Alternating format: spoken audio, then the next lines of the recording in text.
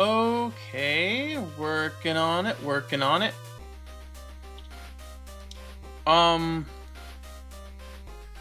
Bear with me. As usual, I gotta get everything set up. It takes about a minute. And I also needed to open this private window, go to my stream on Twitch. Actually, I didn't need to do that. That's fine though.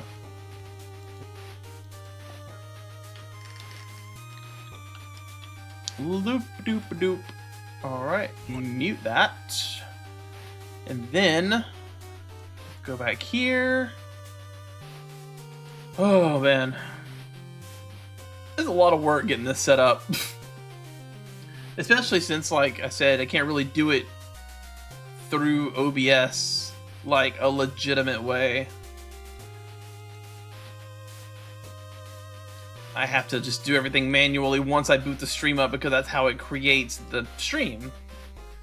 And I don't know how to do anything different than that, so that's what I do. But that's okay. And the last thing we're going to do is go to Twitch, and we're going to run an ad.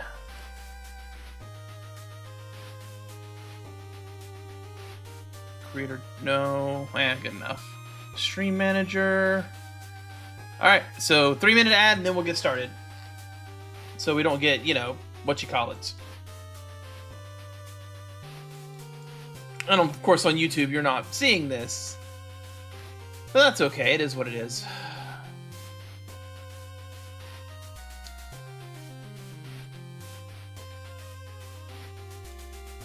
Ooh, save. Alright, cool. So now those will be in the correct order. I can close all of these frivolous windows for now. Twitch chat be over there. And then I need my YouTube chat. It's political.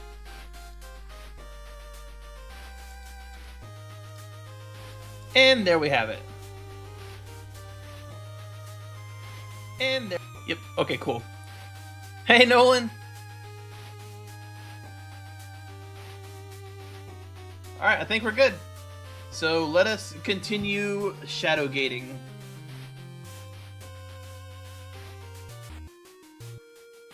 So, last time, I went through the entire Haunted Mansion successfully.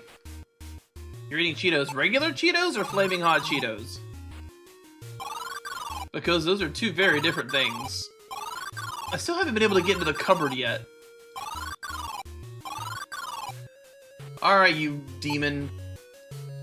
Thanks, thanks! My home is quiet, yes, silent, all is well. Cool, can I have my stuff? Finally, finally you say as you take your things. You know more hardship is coming, but you feel good to be on your way. Oh, the pantry key, well there you go. Cool, am I done with you? I guess I'm done with you. Let's go see what was in the pantry. Might as well take this. I don't need it, but whatever. Down the stairs, over there. That was the stairs. Regular cheese? No, those are fine.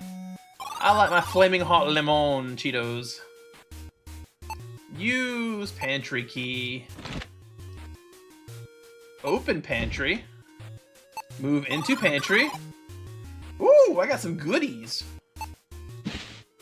A pie stone. This yellow stone gives you a strange sense of deja vu. It reminds you of the red stone that activated the portal. Okay. What do you mean it can't be taken? I failed to What is it? These once fine oh, it's just plates. You peer at the jar and notice a single floating eye looking back at you. Ugh, you say, recoiling from the specimen. Can I have it? Nope. I hope I don't need that eye at some point and I just don't know how to get it. I don't really have, like, anything that breaks stuff. Oh well. So we got our loot. Having defeated the Phantom, the front door is opened. You are free to leave.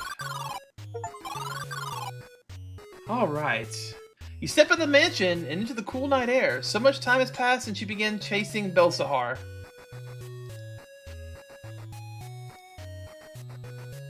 Wow.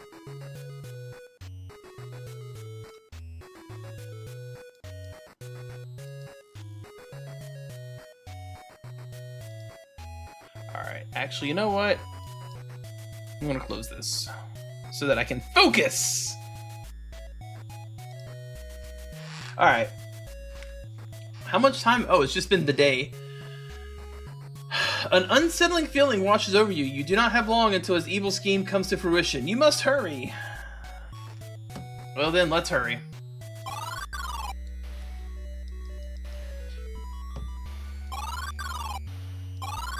So the stone reminds me of the pie stone. So I guess we'll use this stone here. Oh! The space at the center of the machine begins to waver and distort as a portal appears out of thin air. We are going back into the isekai. Alright. Give me a second.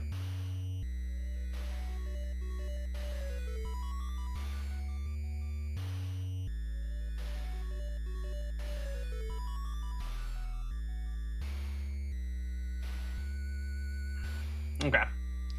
Found out what I needed to know.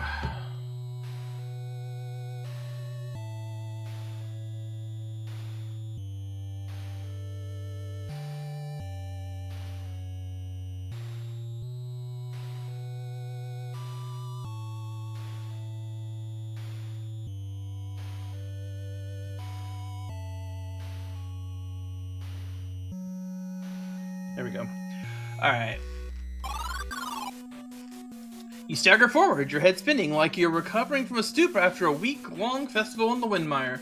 You have no idea where you are, how you're here, why you're here, but at least you remember your name. Time to go, Dell, you mumble. You look around. The portal is nowhere to be found. You sigh heavily, wondering what to do until the wisp begins speaking. More good news and bad news, Dell. Bad news first this time. We've entered this world nowhere near a portal. The good news is that the key to use the portal is in this building. We can figure out how to get to the portal later. First, let's find that key. Alright. Look. What is this? A case with a glass door is mounted on the wall. There is an indent as if this is meant to hold something. It appears to be the shape of a sword. Wait, these are baseball players. It's an image of a man wearing a pinstripe suit with a snake on the front. He's holding a leather glove and a white ball. It is a baseball photo, but I thought he was holding a bat. So, that's fun. A plaque at the base of the image says, starting pitcher, K. Roloffs, player number 14. I'm getting chilly. I need my hoodie.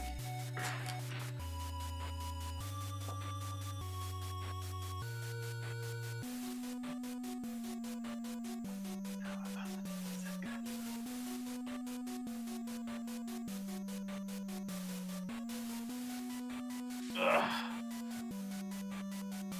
That's better. We are going to have hurricanes. I might not be able to stream tomorrow because of the hurricanes. There's a note written on the image. To Joe, thanks for the free grub. It was edible. KR. So I think this is another world.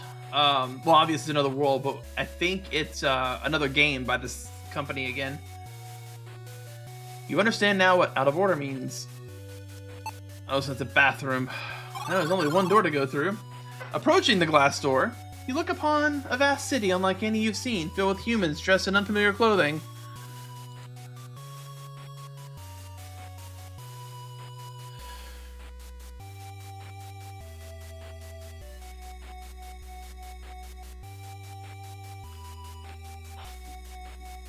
Go away.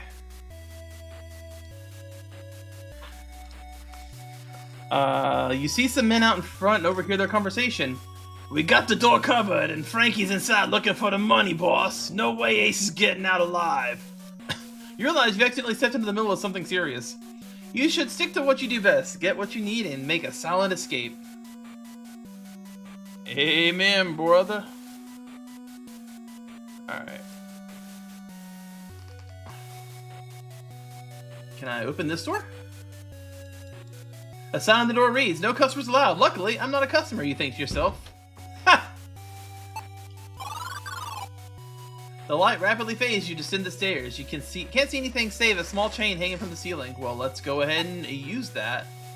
You reach overhead and give the chain a gentle pull. It clicks and light fills the room, revealing a small cellar. A self-lighting miniature lantern. How convenient. I'll be sure to remember that when I return to the Fins, you think?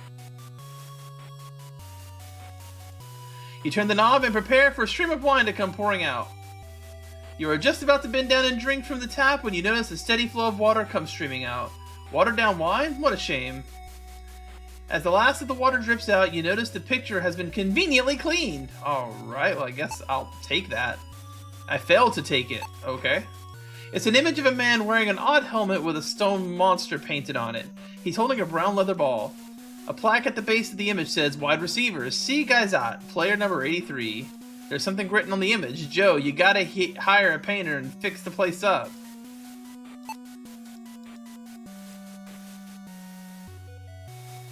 I can't take it, can't open it. Can I hit it? That only hurt your hand. Alright.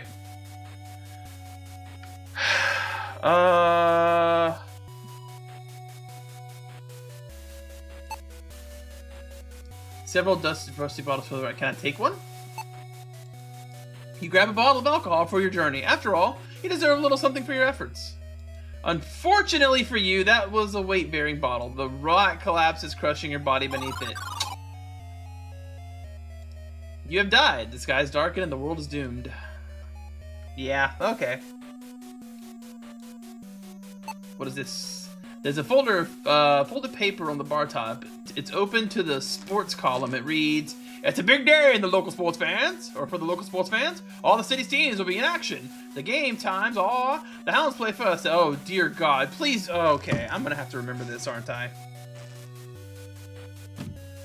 Just let me get a picture. There. I now have a picture.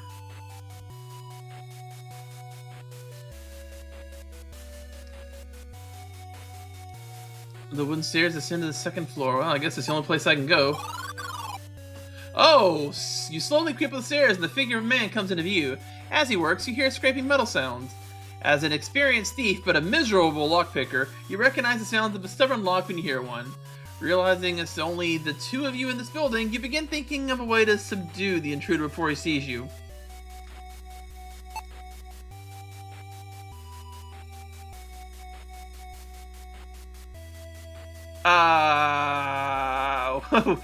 We don't ask them kind of questions here, Triple Strike. Oh God, the large man turns around without a single word, draws a metal object from under his coat. Yeah, I got. The cacophonous noise echoes in your ears as your body drops to the floor. You feel warm liquid seeping from your chest and pooling under your back as your vision fades to black. Welcome to Chicago! Alright, is the knife maybe a bit more quiet? Do I need to gank this guy? I don't see a reason why I can't just stab him in his stupid butthole.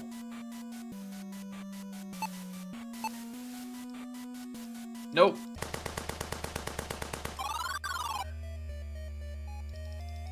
Welcome to Chicago. I mean, there was really nothing in here for me to do, though, was the thing. I can't take the picture.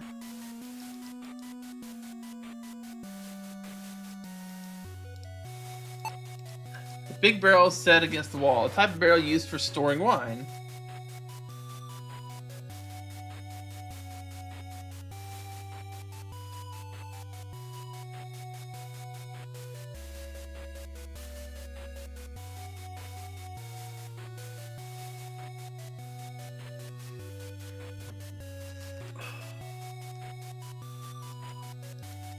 Sejuri and Damsela, the smell of alcohol is strong enough to burn your nostrils.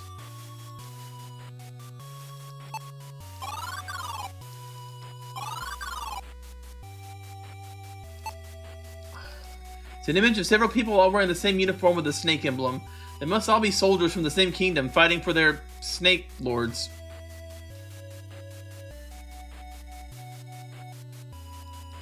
You're in a very dingy hallway.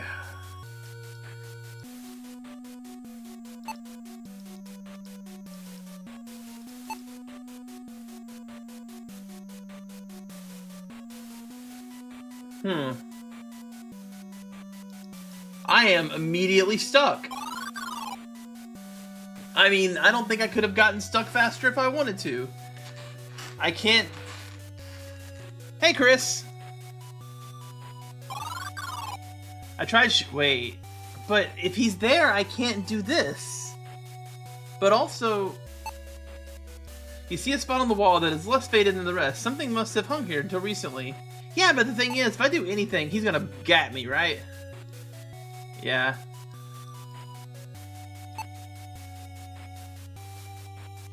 Yeah, I was in the wine cellar. I died getting wine. I turned this on, but I can't take or use the photograph.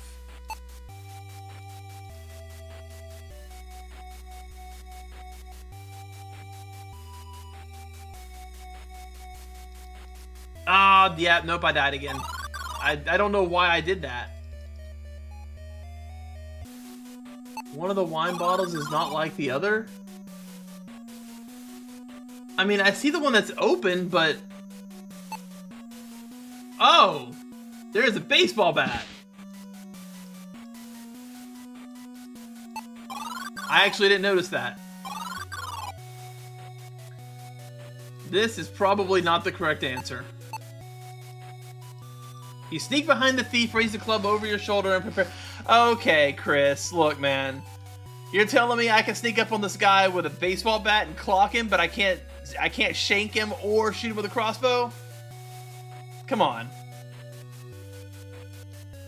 Seizing the chance, you swing the club, striking him in the head. He's gone. I knocked him out of existence. Realizing you handled the goon... I need to go back one stage here. Anyways, realizing you handled the goon and the log simultaneously, you drop the club and smile at the job well done.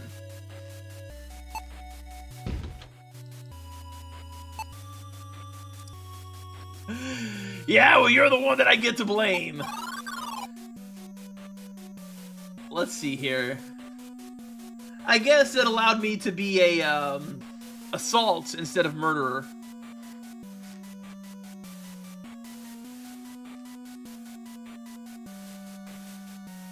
Take notepad. Look, notepad. It is several sheets of bound paper and a conveniently attached unfamiliar writing.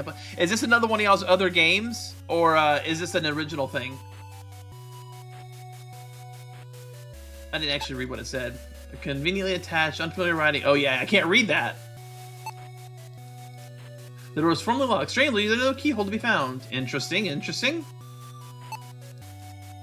Wait, what's on the right over here? Is that a coat rack? It looks like your basic everyday kind of desk. It's covered in various knickknacks. What is this? It's a faded library. Okay, it is a coat rack. This is what the people of this world wear. It might be useful to help you blend in. Maybe it'll help to look the part. Alright, so we'll use that on self.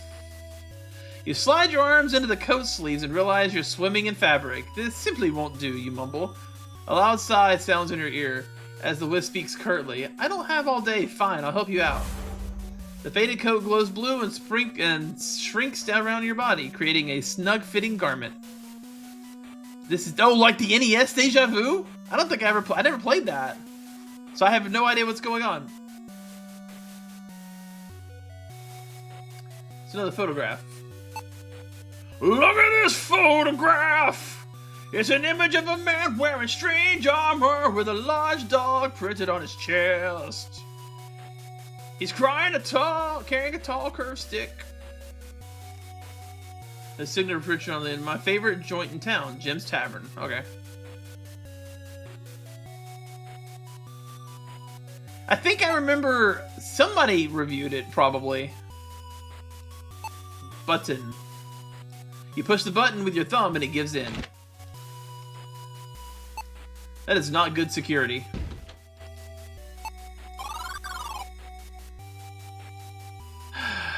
The first thing you notice in this office is the stale air permeating the room. Something about it puts you on edge. The desk looks newer than the chair, and the carpet underneath is covered in faded stains.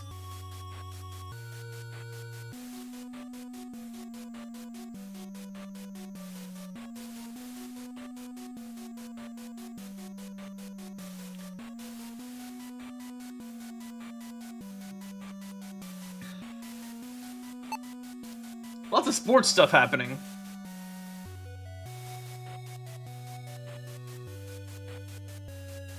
Oh, really? Yeah, that checks out. I mean, I did just encounter a guy with a Chicago typewriter. Wait, am I in Chicago, or was Welcome to Chicago because he used a Chicago typewriter?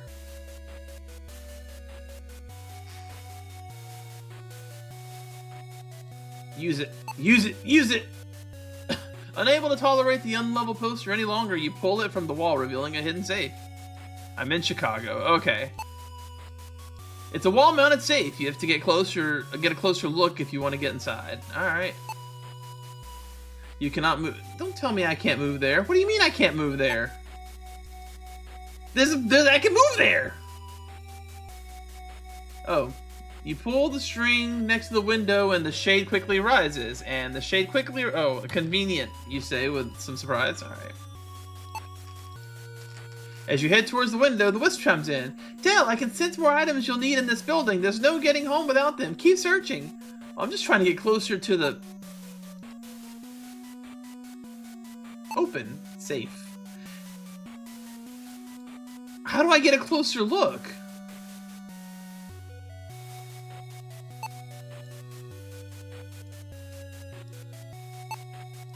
A blue device hangs on the wall. It looks interesting, but you don't have time to fool around with it now. Oh, okay. I have to use move, and then click the safe. I have no idea what this combination could be.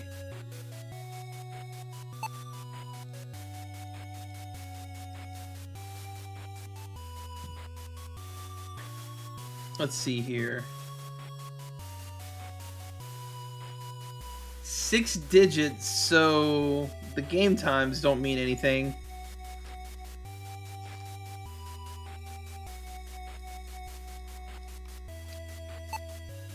Yeah, I figured out. Usually, like, there would be a node there and you move to the node. That's why I was confused.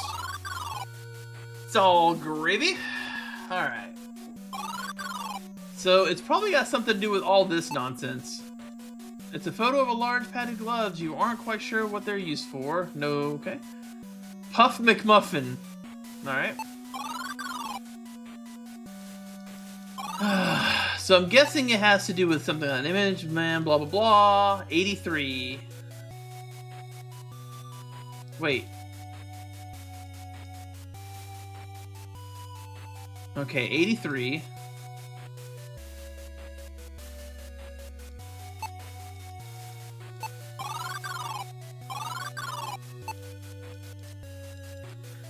Eight 8314.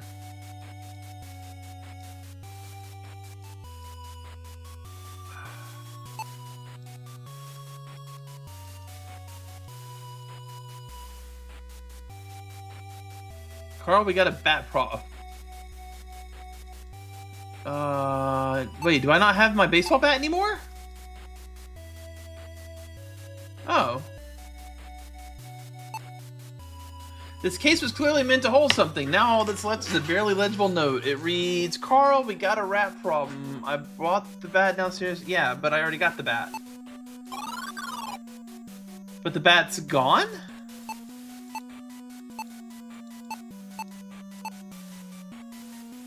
Yeah, the bat's gone.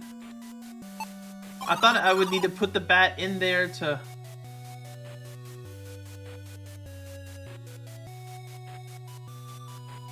Found on the bar in the tavern.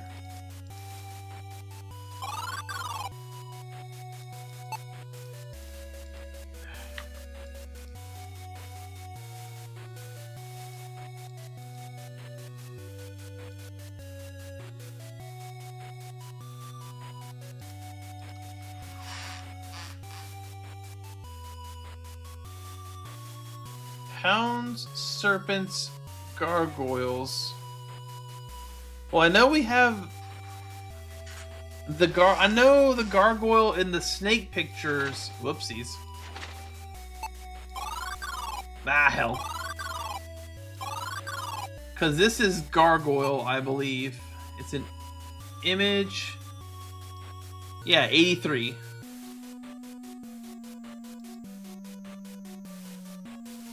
Hang on. Stone monster, so gargoyle. Okay, I understand what I need to be looking for, but I need to find the third painting or whatever. Was it in this room? Was it this one? Yeah, 8-9. 838914?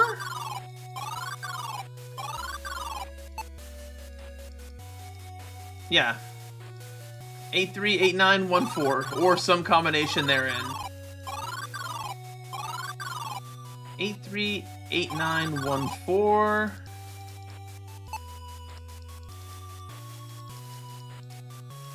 838914.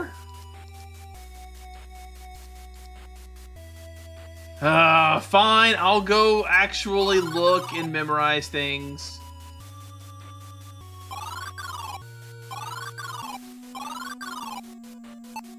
I'm stubborn sometimes. I thought I could memorize it. Okay, so hound, serpent, gargoyles. Gargoyles are last. Serpents are second? Okay. So it's 8914... 891483.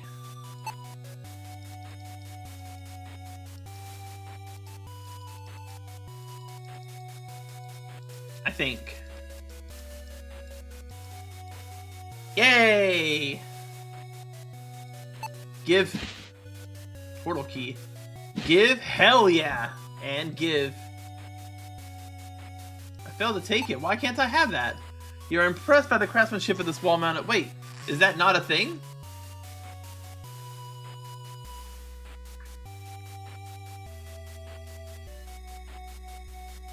Alright, well, I appreciate you stopping by as usual, Chris.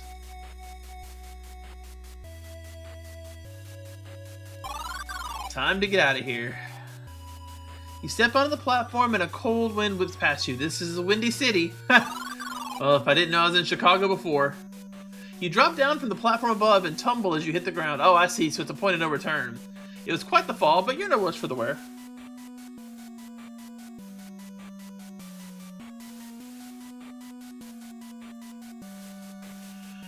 You've escaped from the goons, but now you've got a whole city ahead of you. You have no idea how you'll get back to Kaltorin. Cover and slide it off the hole. It's much lighter than Dungeon Cellgrate. If I walk this way, I'm gonna get hit by a car immediately, aren't I?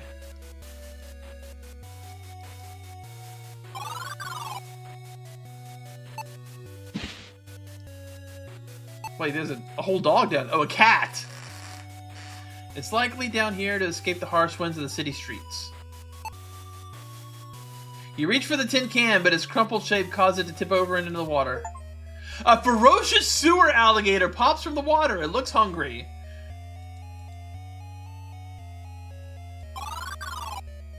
Of course it did. Of course it was... Of course it did. I don't know what I expected. You know what's funny though? That reminded me of Chrono Trigger.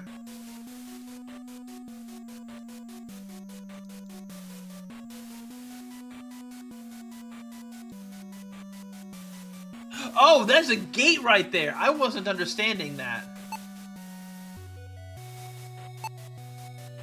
Okay. You place the metal jaws over the wire and slowly slip through each piece until there's a hole large enough for you to escape. Boop.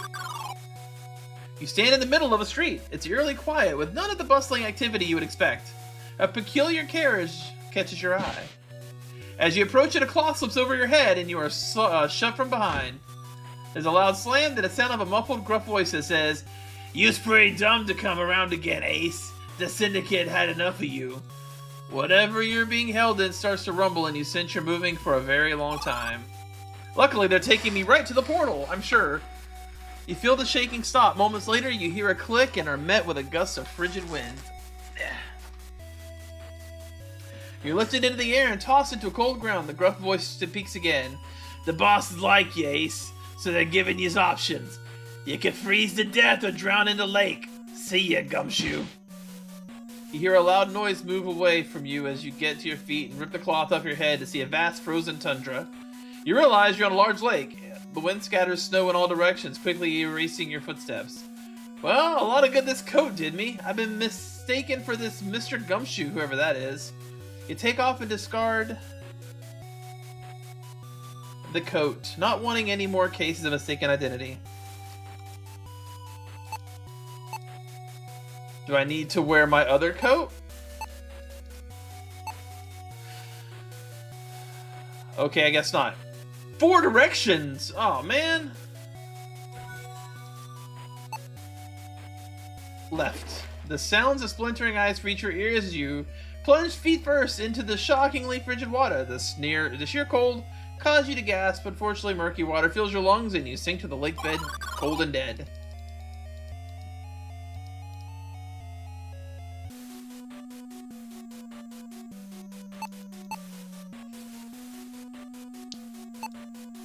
I mean, I don't really...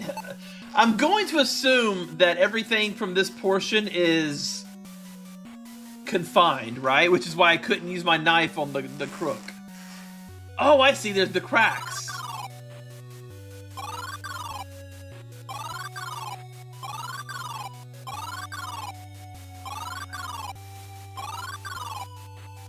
You breathe a sigh of relief as you step foot off the frozen lake. After the excitement wears off and you calm down, you quickly retrace your steps and write them down.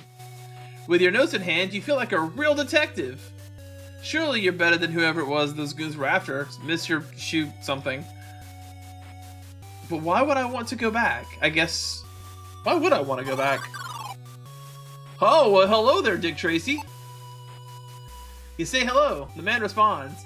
Hey, kid. You look lost and confused. Happened to me once. Name's Ace Harding. What's yours? You tell him your name. Dell, huh? Strange name for a short one like you.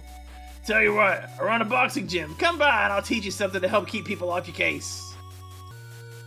You tell him about your trek across the ice. He responds, Goons? I took care of them. I've been at this for years. Alright, kid. I like you, but it's windy out here. Get on inside.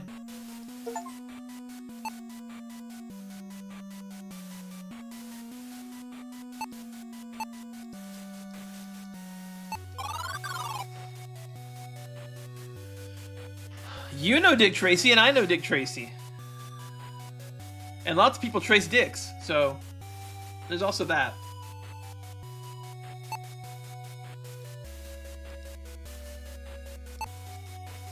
There's a thin slot on this box. Maybe it has something to do with the strip of paper sticking out the top.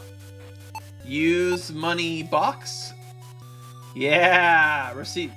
You don't know what science and industry are, but you know what a receipt is. That's your ticket into this place. You grab the ticket and rip it from the box. You're pleased with the satisfying sound of paper tearing. A man in uniform stops you. He says, Got a ticket, fella? Why, yes I do, officer. You hand the man a ticket. He takes it and moves it aside without a word. This portal is drawing power from the place but has no destination. Let's use the key and get home. Wait, hang on though. That took all of my money! That only... Wait, I had a giant stack of money!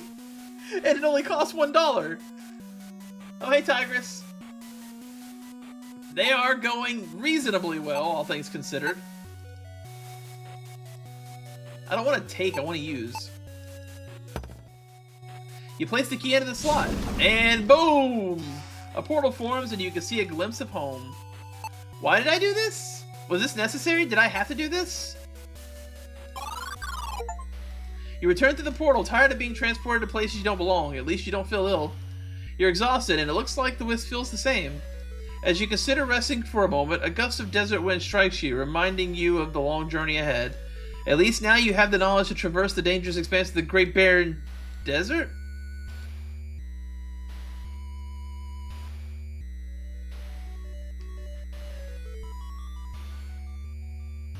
I'm gonna go with the video game's logic here, but just understand that I have to use...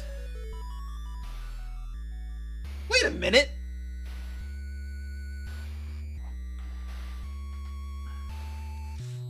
I did almost brute force that correctly. Hang on. East, east, south, south, south, west, north. So I actually did brute force it, but they programmed it so if you hadn't done that yet, the game will just kill you anyways. Yeah, but were you here yesterday when I was doing this? I actually found the path. But I guess they programmed it so that if you hadn't done that section yet, it would just kill you. Because yeah, east, east, south, south, south, west, north. Right? Yeah.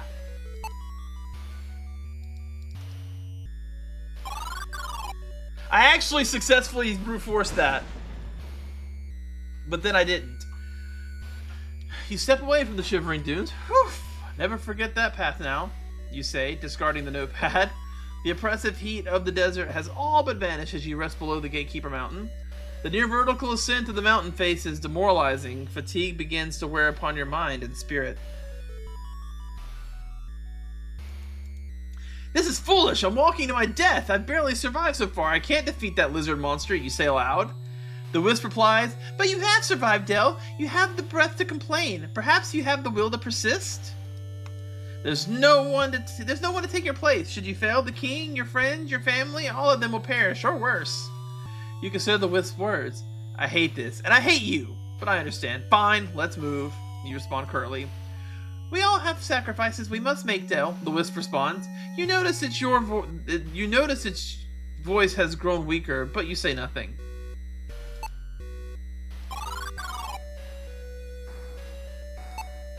Hello.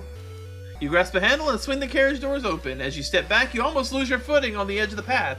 You look down the steep rock face. That's quite the drop. This carriage is literally sitting at the edge of disaster. The spacious interior of the cart is rather inviting. Ooh, goodies. Look. It's an academic tome on the history of commerce and trade routes in Kaltorlin. After crossing the desert, you hope to find a bounty of food and water, but all you see is a mountain climbing... I mean, I still have, like... Fuse bread self. You take the large bite out of the bread. Delicious. Well, I'm going to have me some cheese too, by the gods. Wait, am I screwing up, Tigress? Do I get locked out of the good eating if I eat the bread and cheese?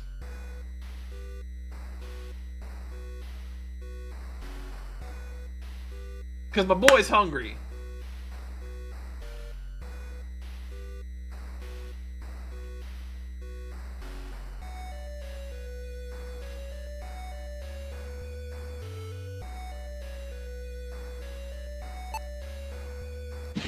You grab the rolled piece of parchment.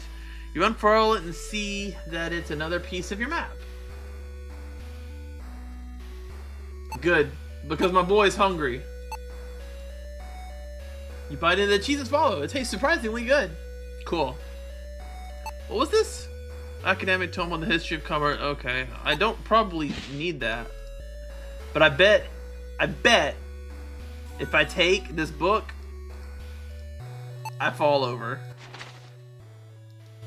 Fables tell of the traders who travel between lands by speaking of word. Oh, I'm learning the word!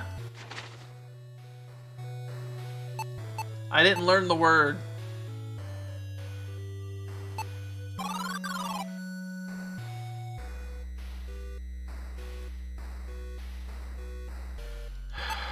Alright, so I got a harness.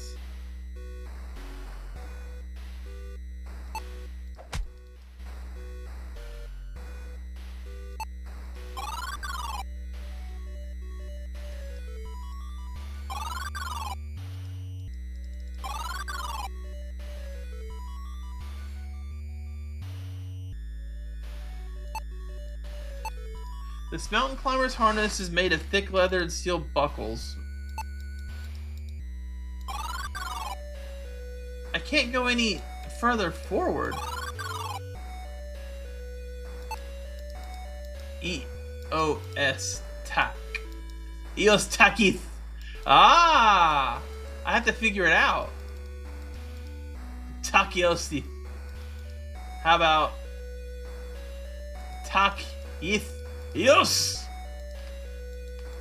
Takithios! You feel a sense of wisdom wash over you. You have unlocked some arcane knowledge. Now I can teleport.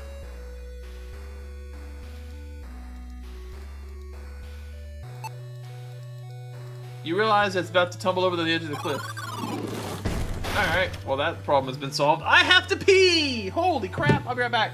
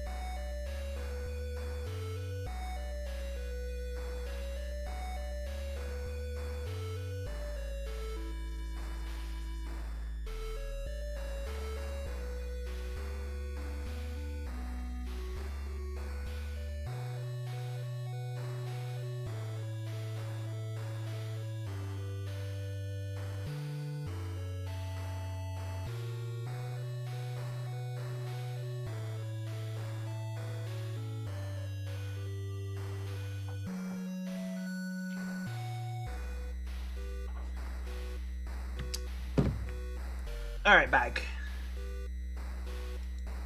Wood planks shatter in all directions as the cart impacts the ground with a loud crash that echoes for miles.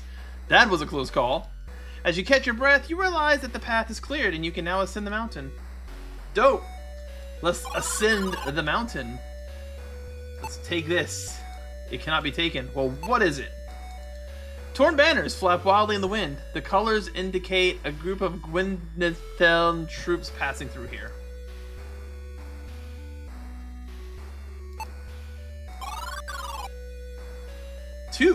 Four paths. Okay, let's go down first. You approach the tent looking to collect more valuables, that is, until you see something begin to move. A decomposed body lurches forth from the tent, wearing the armor of Gwynetheln soldiers. It stands silently before you. Do you want some Timpies? He did not want Timpies. You carelessly ignore the fact that this creature, although timid, was a soldier and is a zombie. It grabs you with bony hands and takes the vicious bite out of your neck. All of your blood drains rapidly from your body. He did not want Timpies. Or maybe he just really wanted Timpies. You... Speak! Realizing you can't kill what is already dead, you try to reason with the zombified soldier. You ask, what's on your mind, pal? It stammers almost fearfully, monster, leaving you wondering what could scare a dead person. Alright. How about this way? What is that? Light from Gwynethel twinkles in the far distance as the figure wind blows painfully over your exposed skin. You would give anything to quit now if only you could. Can I put the coat on now? Okay, it's freezing. Time to put this on, you say as you slip on the heavy coat. You feel slightly warmer, probably comfortable, but at least you won't freeze to death.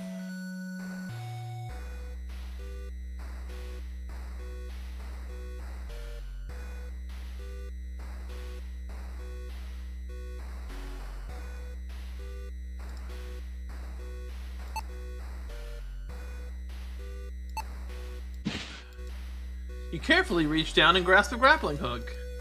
With a few strong tugs, you pull it from the rock. As you step back from the edge, cracks form of the rock's large portion falls away. Okay, well, Is that the mansion that I went into? You look at the horrific mansion and breathe a sigh of relief, knowing you're finished with that accursed place. I mean, it wasn't that bad. Alright, so the only thing here I could get was the grappling hook, it looks like.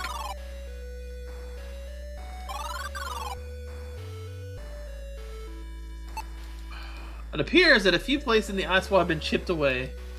They look like holes that could be used for climbing. More so than the ladder? You begin climbing the ladder, first few rings holding firm, but as you climb you hear loud creaks.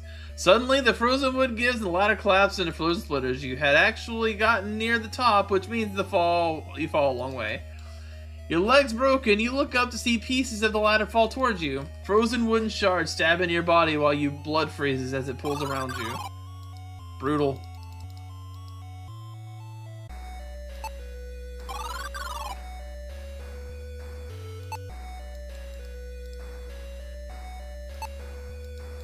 You grasp the holes in the wall. They are safe, but they don't reach all the way to the top. Use grappling hook.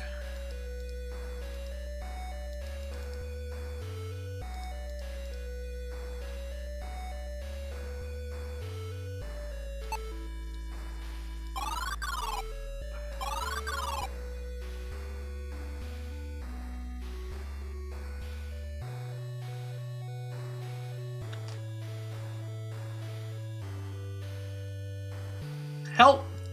You'll have to cross the treacherous... Thanks for the help, fairy.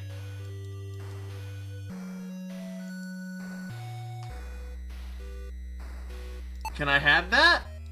I cannot have that.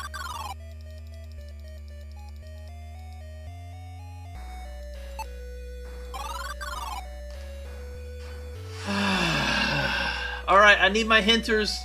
Who's got my hints?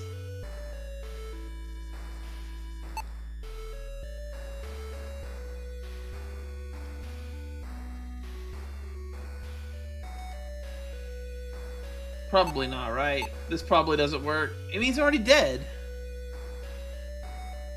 I'm not gonna do that. That'd be stupid.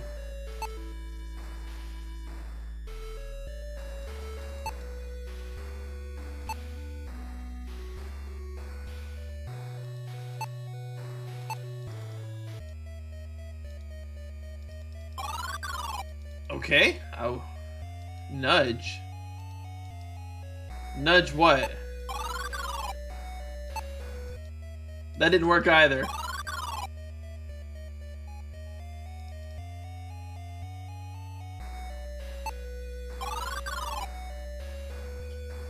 Oh, no, I never could. I don't think I could have actually used that grappling hook. I think if I'd have tried, I would have just died. Besides, that leads back to where I started, so...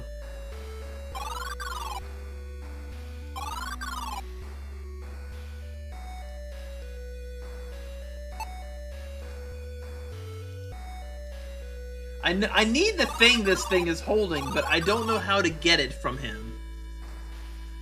But I did just get the teleport spell.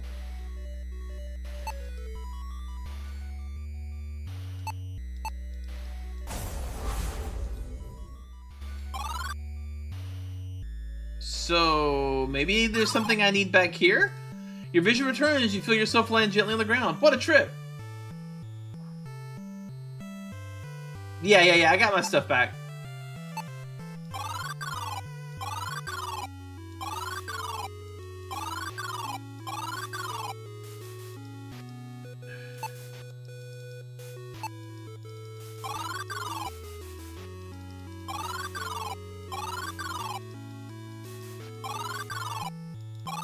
I guess we can go visit my old friends.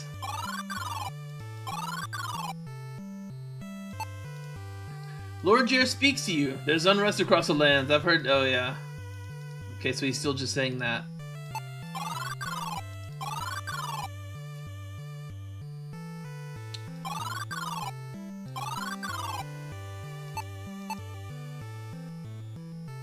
Yeah, I got the Imp Charm and used that. That was the only extra thing that I got that I can think of.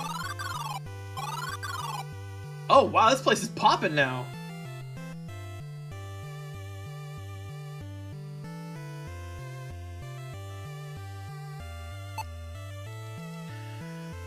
You see what you think is a small form of the bartender. He speaks. The tiny hero returns. You're welcome at my establishment anytime. The curio shop owner glances at you and gives you a sly smile. He says, "Hello, young Finling. As always, my store is closed at night, but I trust my wares perform to your satisfaction." The barmaid gives you a tired but warm smile. She speaks. "Thank you for uniting me with my love. Visit us next time you are in Gwynethel," she finishes with a wink. The weapon shop owner gives you a nod and says, "Thank you, Finling, for bringing us together. I see you put the old crossbow to good use. Well done, you've made me proud." Aww. Can I have the sword yet?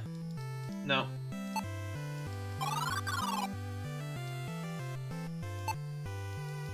You've bested me, friend. I have no more reason. Okay, so we're...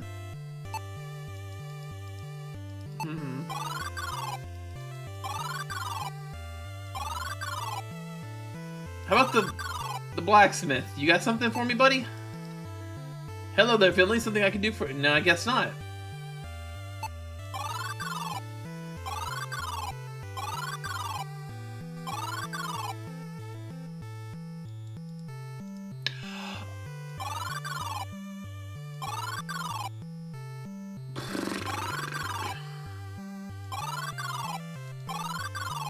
I guess there's really nothing here. Huh.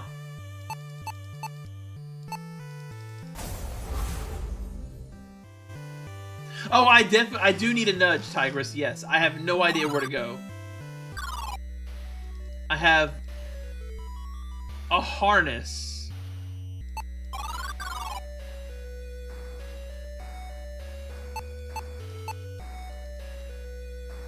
What is the bit extra? Because I've used the imp charm.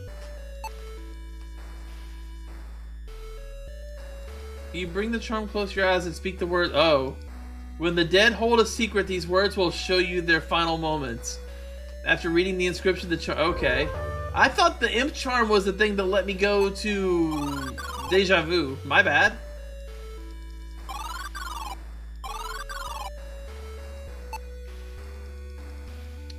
Decita Mort! Your eyes momentarily lose their focus and your senses reel.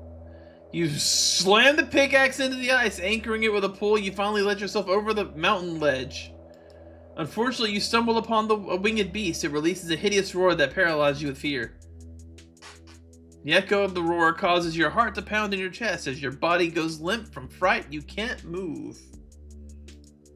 It roars again. Your heart leaps to your throat as the sound plays ceaselessly in your mind until you lose consciousness. Shaking your head, you ponder whether the zombie still fears that sound.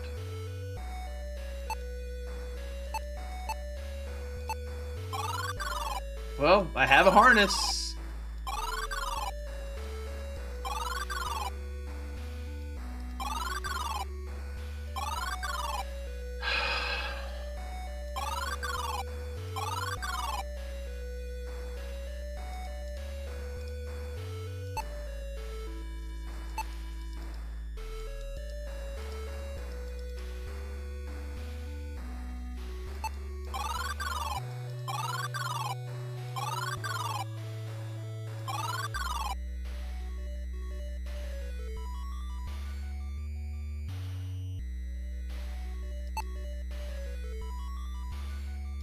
I'm not really sure what to do with the information I just got, though.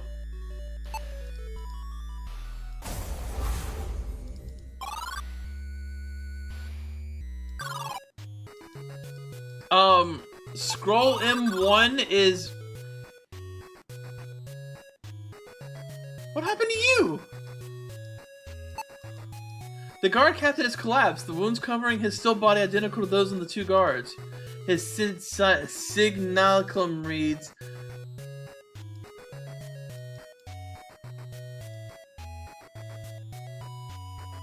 Were they killed by the wolves? What happened?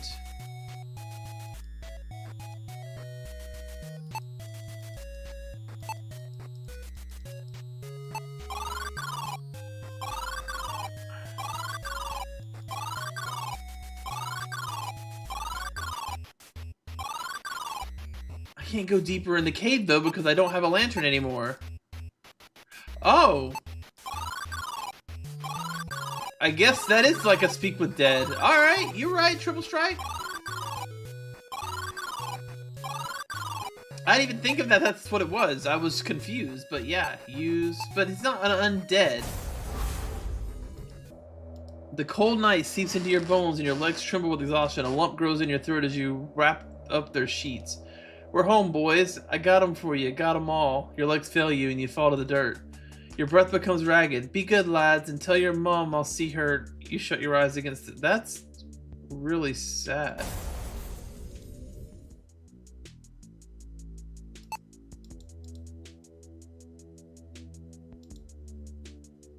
Take. You try to forget this. What the hell? That is not what I expected to happen there.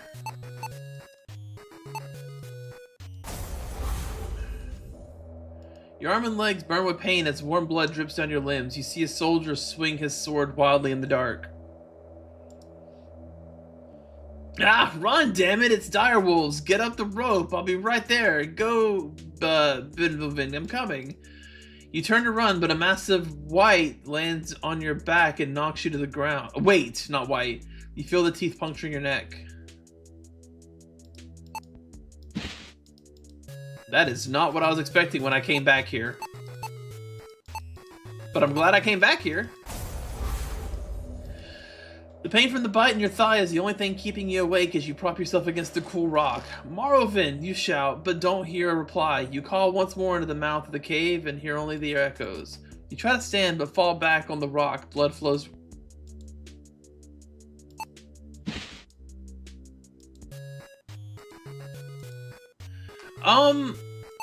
I've seen more dead things.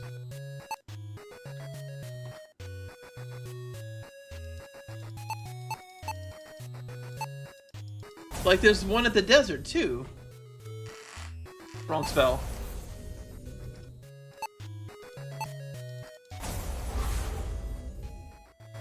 It's okay, Tigress. Either way works.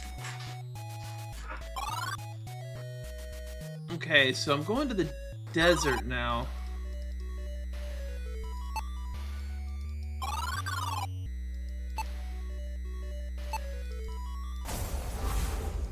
Yep. You trudge forward with your head down as the relentless desert wind sends sand tearing across your face. You've wandered aimlessly for days, thirsty and exhausted. You decide to sit for a while. You realize the sun is setting. A portal to far-off lands, you whisper, clutching the hand wheel. Was not worth my life, you say with your final breath. The Wandering Soul? Oh. Well, I have 4 souls now.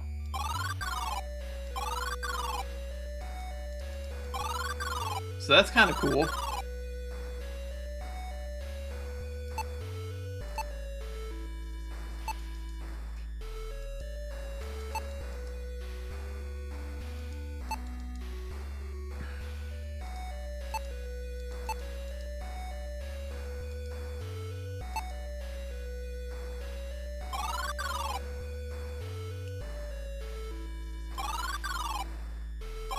I still don't super know what to do here.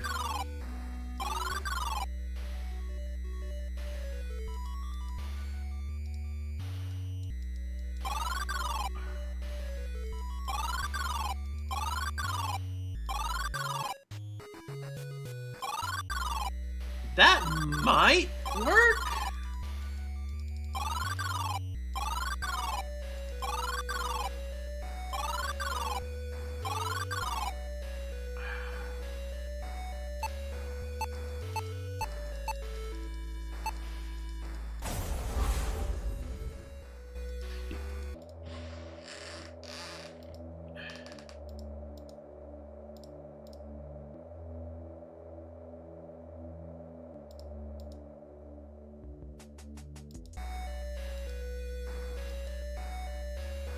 What is... I'm guessing that's like his arm? No? I don't know.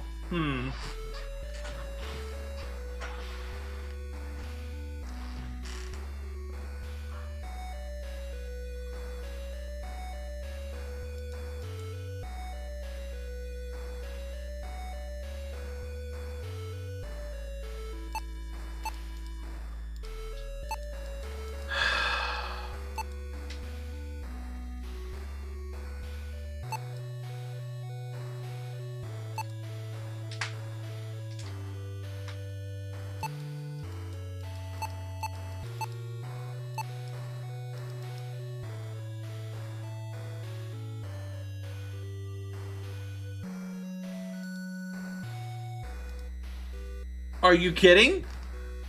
I just made the noise myself. You know what? Fair. Your ruse works. The zombie drops the pickaxe and shambles away, tumbling down the side of the mountain. You truly have a flair for theatrical. I would have never, I mean, I figured it out, but I would have never, like, mentally figured it out. I figured it out through sheer luck.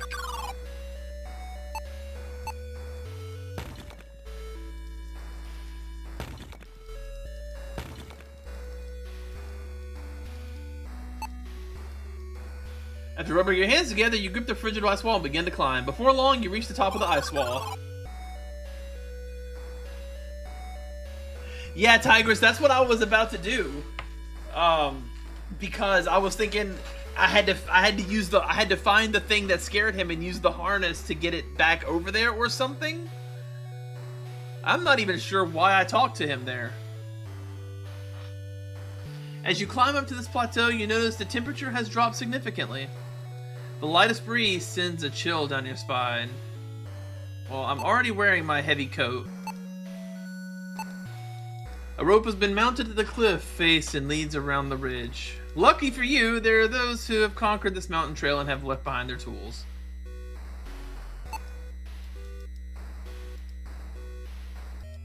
You fall off the side of the mountain as you scream at why?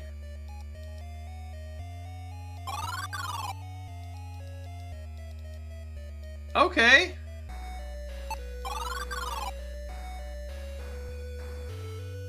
Use? Grasping the rope, you slowly slide along the narrow edge. One misplaced step and you start to drop. The jerk causes you to release the rope.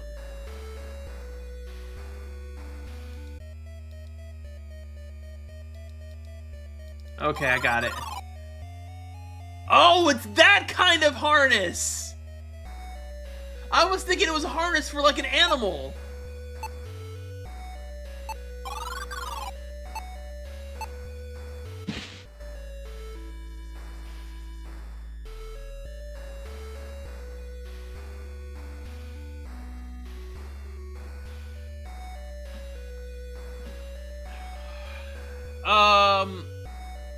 The hint? What do you mean the logic? Is there a hint system I don't know about? Am I supposed to speak with the fairy? No. Cause yeah, like the fairy never tells me anything.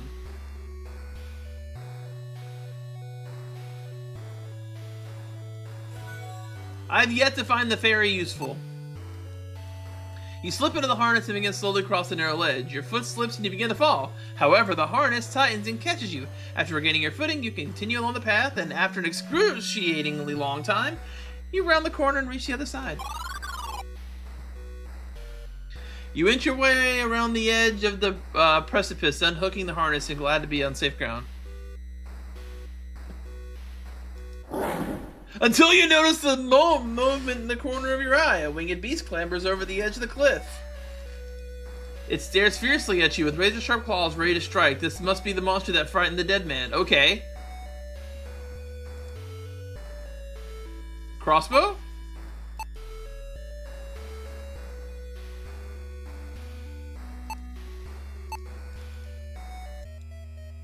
Unfortunately for you, the winged beast is quite nimble. Before you can blink, it pulls you towards the open maw. It inspects you closely, sniffing your pocket as it speaks. Orb, where is Orb?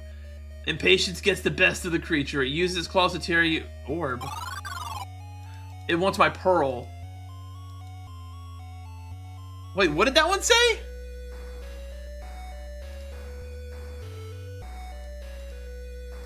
Hi, thanks for playing Beyond Shadowgate. Series co-creators Dave Marsh and Carl... Why did they give me the credits on the death? Hang on. That was a really weird death.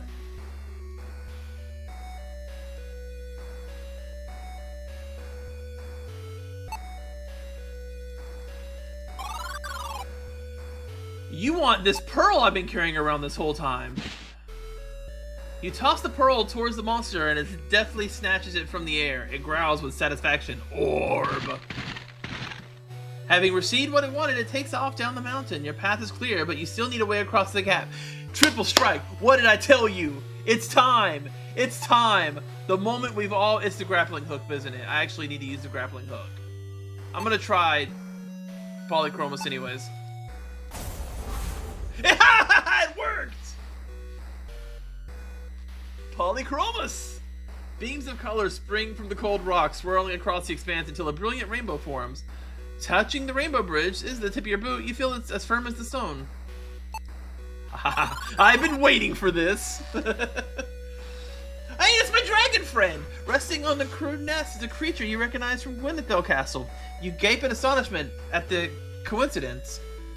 Well, I'll be the son of an elf, you say with a smile.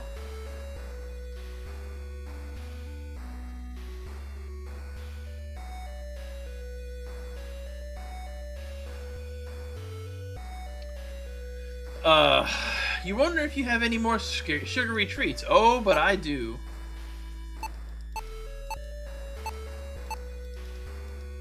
You flinch as the small dragon snaps up the timpies from your hand. It closes its eyes and chomps contentedly on the treat.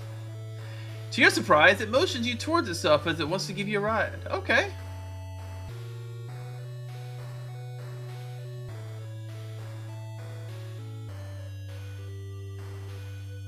I didn't notice that was the dragon trip. I saw a purple bush. I wasn't even going to question it. This is why I suck at these games. I'm about as perceptive as a blind monk. Actually, those are pretty perceptive, aren't they?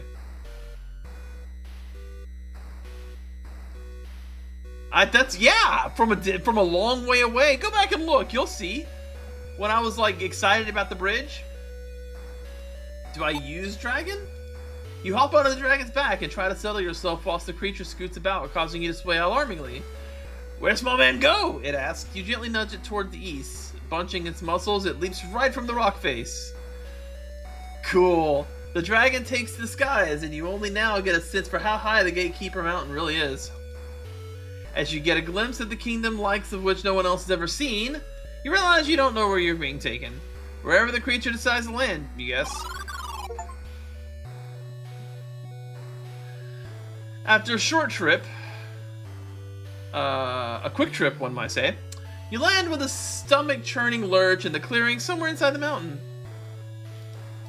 Stunned by the flight, you don't even protest when it shrugs you off its shoulders and flies off. A dirt crossroad leads to a lone cabin flanked by a dark forest. A sense of urgency begins to fill you. So I have two directions to go, right or forward. Let's go right. Oh, it's another thingy. The wisp speaks to you, its voice soft and weak. This portal uses a different source of energy, Del. This portal is powered by pure life force. It demands a great sacrifice to open, but I have an idea. We may be able to borrow some life force from the recently departed. Speak to the dead. See, I've already figured that out. But for now, let's go check out the cabin. Being such an isolated place, there's not much need for... Okay. Take book. You grab the book and notice a bookmark page. You scan the page and begin to read The First Assault. The Circle of 12 convened a trial for the outcast Talamar and the Black, now known to all as the Warlock Lord. He was charged with accessing forbidden tomes and delving into black arts, including necromancy and mind-walking. But Talamar was clever, and the trial was merely a trap to draw the circle together. Once gathered, the trap was sprung. Many of our brethren fell on that dark day. You place the tome back where you found it. The second trap. In my folly, I convinced my brethren to let Talamar live. We bound him with runes deep below Shadowgate, but we too failed. Talamar escaped, murdering the rest of the circle, save me. This forced my hand to call the seat of prophecy to Shadowgate. My gamble was successful, and Talamar was pulled into hell, but in night's long hours, I feared this was yet another trap. For as Jer vanquished him... Oh! The guy back at the town is Jer? Or the protagonist of the original Shadow Quest? Shadowgate? I had no idea. I didn't know the guy's canonical name. It was just the guy. Okay, that's a cool little revelation. Talamar first beheld that which he long had sought, the Staff of Ages. You place the tome back where you found it. Okay, we got some good lore there.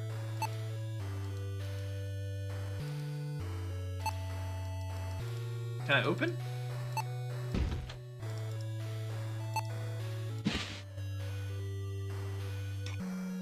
Thinking that this desk is as good as a treasure chest, you grab the ring.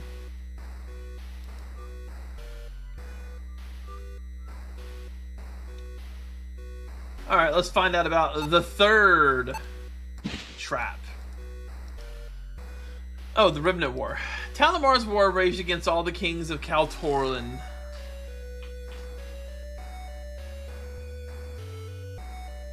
Yeah, apparently he's a badass now, too. And cities fell to his hordes as he tore across the lands.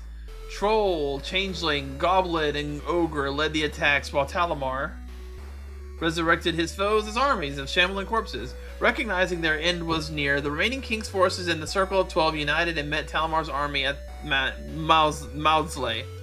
On those holy grounds, by more luck than might, Talamar was humbled and captured. His monsters scattered or killed. Okay. Well, that looks foreboding. Ignoring your gut instinct to avoid the wall of uncomfortably aggressive-looking vines, you venture forth onto the path. You think it is your imagination fooling you as the vines seem to creep towards your body, but you are wrong. Suddenly, the thicket heaves up and collapses on you. Alright, I have a spell for this.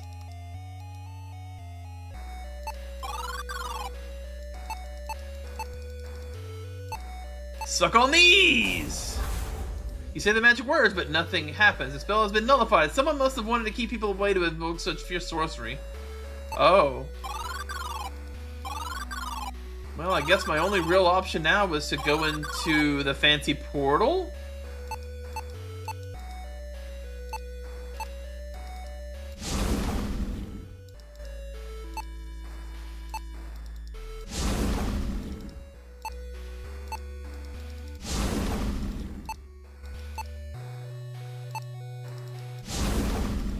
Okay, so I need to find 2 more corpses.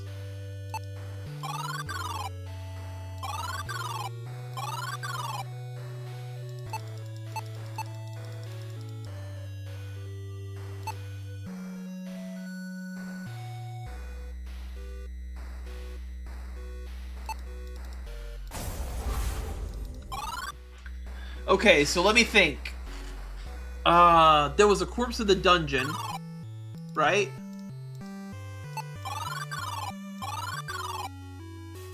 Which is this way.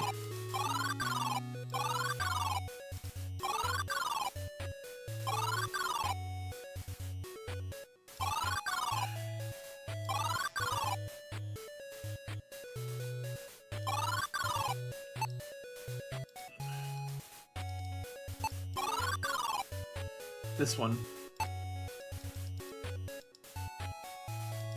Oh, wait. Do I still have the jailer key? Oh, I guess I do.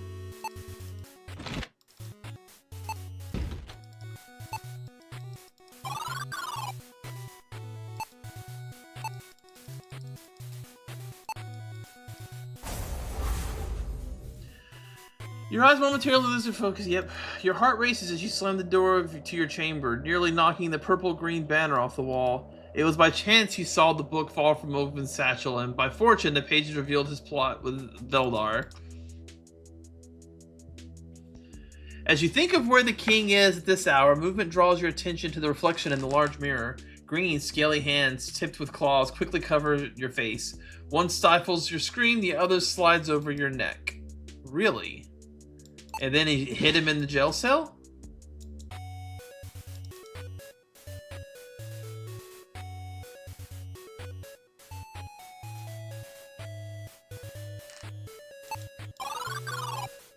What hint?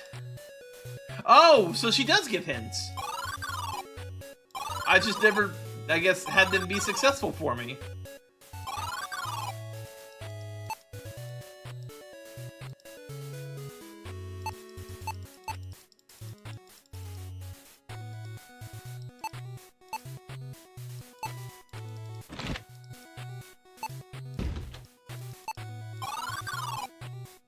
Okay, so everybody's been released at this point.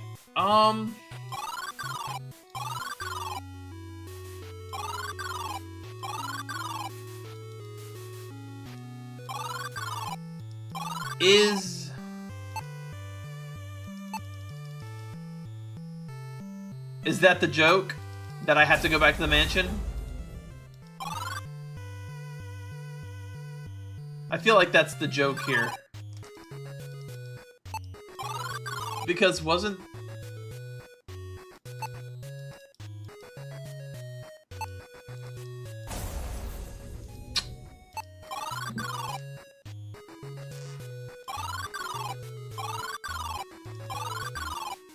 I guess technically there was a dead body in here.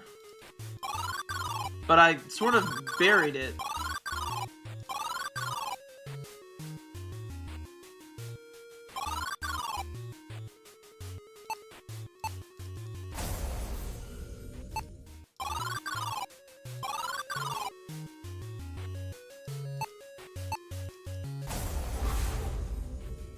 Oh, that did work!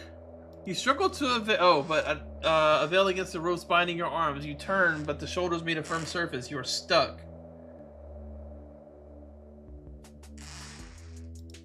The smell of rotting earth is overwhelming. You feel clumps of something rain down on you. You hear soft whistling from above, sweet familiar melody, a tune you whistled when he was young.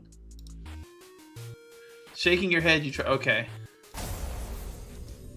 So that wasn't correct, but it is a thing you could do.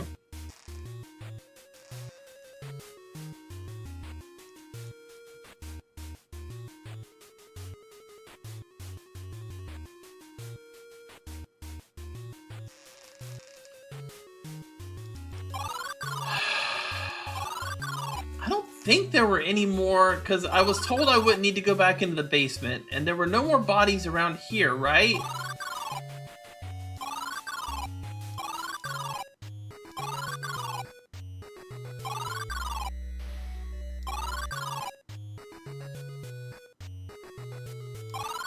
There were bodies in the basement in the trap, weren't there?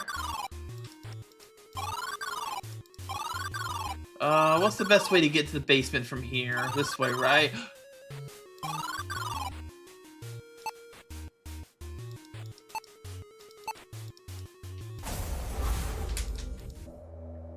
You sit on the cold stone, staring into the dark liquid in the pool, while marveling at how quickly he is progressing. You hear footsteps behind you and turn your head to see his familiar grin. Ah, there you are. Fetch me my chow. Shaking your head, you try to forget the horrifying vision. Okay.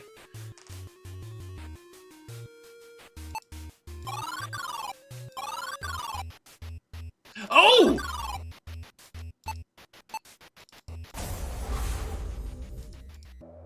Ha-ha! You work on preparing dinner, trying to look calm. You didn't mean to read the master's notes, but you can't let them proceed. You took the charm and will dispose of it in the swamp after serving dinner. Then you will escape to Gwynenthel to tell... Before you finish your thought, an abrasive rope clenches your neck and you are lifted slowly into the air. You asphyxiate slowly. Oh. You tried.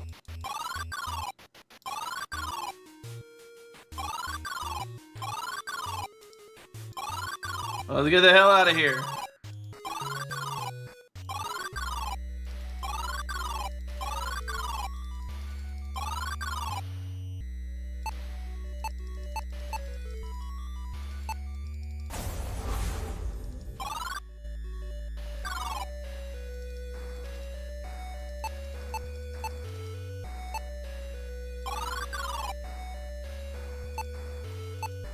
Poor soul. Betrayer's soul. Am I going to another new world? You deliver the final soul to the structure, but a portal does not yet appear. The wisp floats before you and speaks gently. This has been a journey most interesting. I foresaw you rotting in a cell, but you escaped and freed a king. I foresaw you slain by numerous beasts in the Tolan forest, yet you bested each of those monsters. You traveled across time and space without fail. You made your way home and closer to stopping the coming cataclysm. You have surprised me, proven yourself a worthy ally in the battle against the darkness. Now you must proceed alone. This portal requires another soul. Be brave and clever. Do not submit to the evil you will face. Goodbye, Del. Oh, that's sad! Powered by the soul and the wisp sacrifice, the portal is now open. I'm missing the last piece of my map. That's really sad. I hate it. You exit the portal, less sick than usual. You're not sure where you are, but you recognize the Coldstone Mountain anywhere.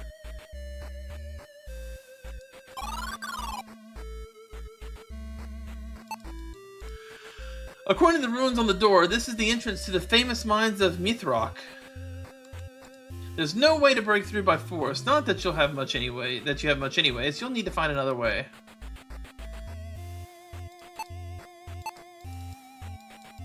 Now.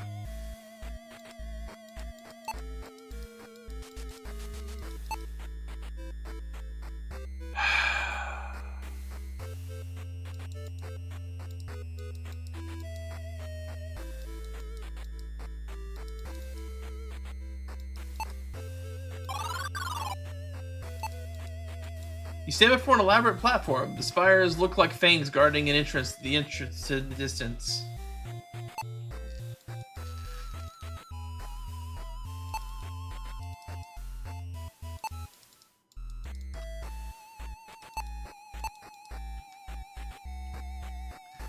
A symbol in the shape of a handprint.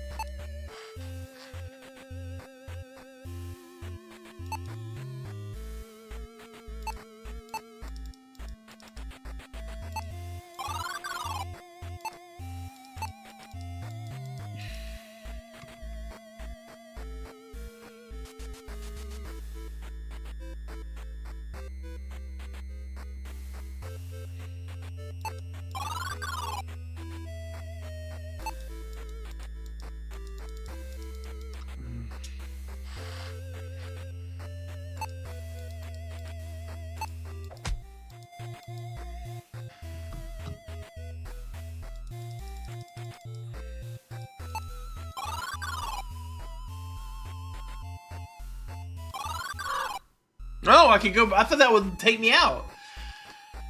As your eyes peer up towards the unsettling large moon, you notice a steel cage imprisoning a red-eyed raven. Hello, Fenling, the raven exclaims. My name is Odin. I see you are new here. Welcome to the mines of Mithrok. Now, be so kind as to release me from this trap, and I will lend you my knowledge and guide you through this land. The raven finishes his speech and motions a wing towards the handle of the below the cage. Alright, sure, why not? You pull the handle and release Odin from the cage. Finally, thank you, Finling, he says with a hint of gratitude. My name is Dell, you reply. Odd name. Very well, Dell. I shall join you as you guide you through these mines. Is this part of the game, or is this another other game thing? Tigress.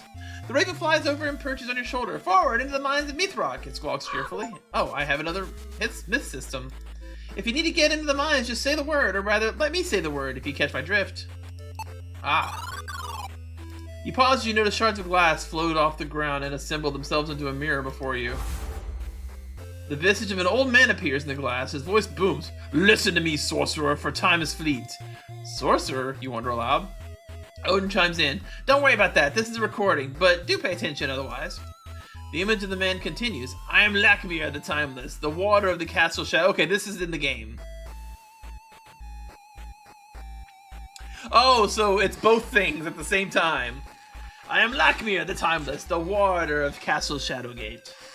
The great drums of the mountain dwarves have gone silent, but do not fret, I shall not leave you unarmed. Odin, my raven, and now your guide, will lead you. Do not tarry. Fare thee well, sorcerer. And with that, it falls away. With that, it already said that, but sure. Odin speaks. There you are, Dell, at your service. Now let's get out of here. Alright. Odin perks up as you approach the door. Open sesame, he says. The ground shakes and the door slowly slides open. Well, I'll be, you mumble. Odin looks at you quizzically. Did you not try that, Finling? First day, is it? He replies. Yoink. I got a tablet.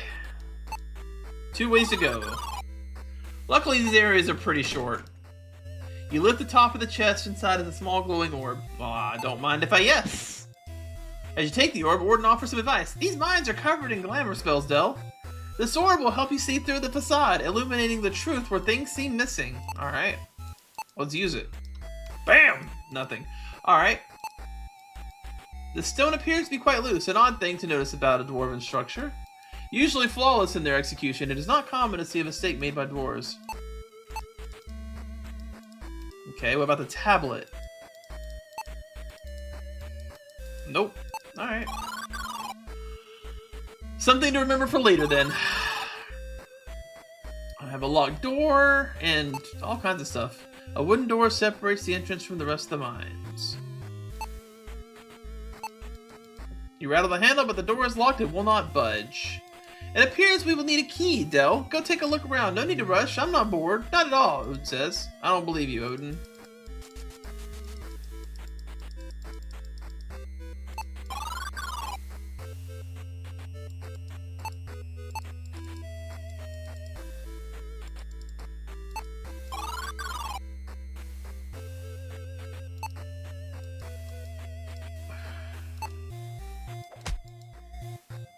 You hit the stone and hear a hollow thud. Aha! That's so rarely used that I forget it's an option sometimes. I'm trying to remember to use all the tools I have and ask for less help.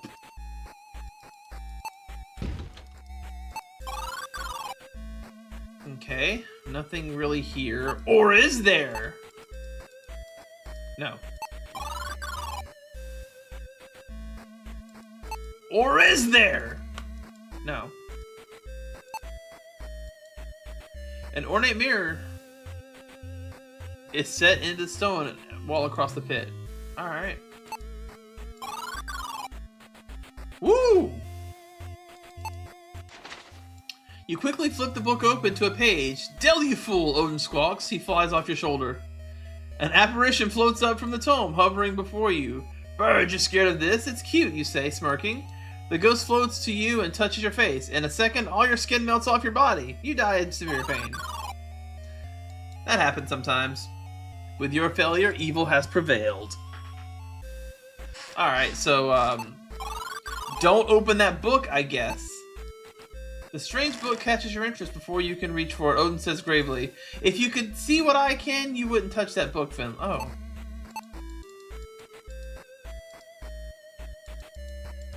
Well, I would love to see what you can. Small green tablet. You recall reading that the doors use them to power various mechanisms. Alright, well, I'll take that. I'll take one of these. Headrog, I bring news. I've heard nothing from Thyrgrin since his crew entered the western tunnel. It's unlike him. I'm activating the defenses. I believe Thyrgrin has unleashed something hidden in here eons ago, and I have seen no one since. Raise the alarm! Send word to King Thurmor at Dragonfell. I will move as quickly as I can. You must reach the king. The scroll is signed, Borin. You take the skull candle, alright. Bam! Okay.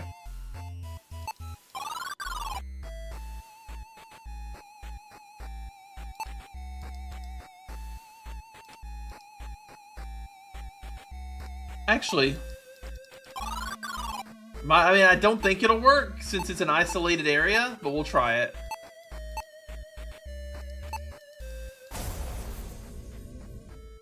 Yeah. That is one silly looking spider, Finling. Odin squawks. Ugh, I hate spiders so much. So much. Odin responds tearfully. Yes, well, remove it already. I've got a place to go.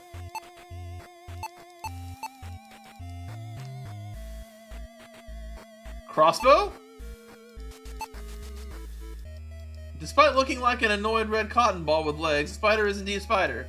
As you walk past it, I didn't walk past it, I shot it with a crossbow!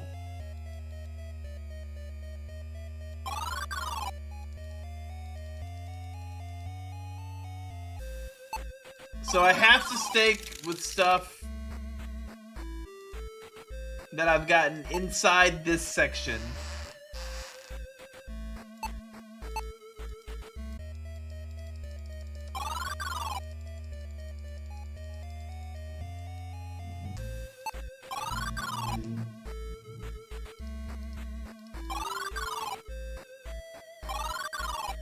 Wait, the spider's gone!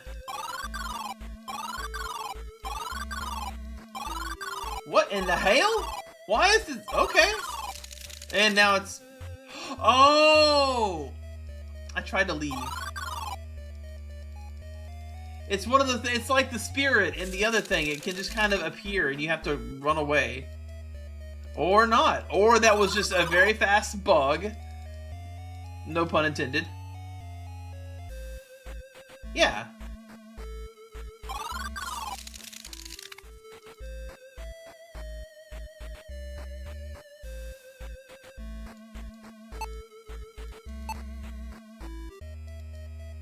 I can't escape.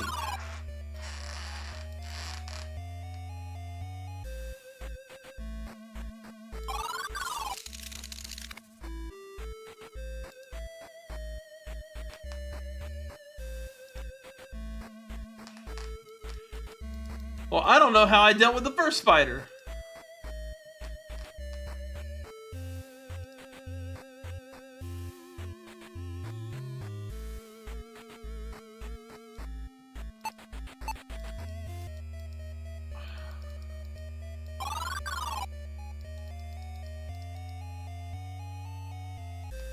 Do I need to hit the spider?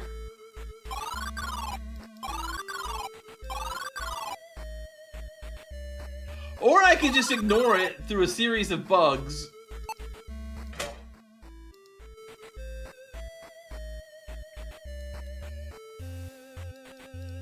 Clever dwarves, not clever enough, but pretty good, you say proudly.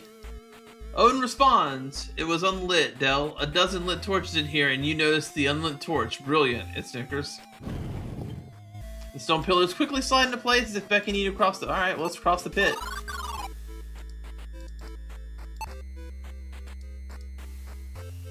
I'm gonna put that in the dev chat real quick.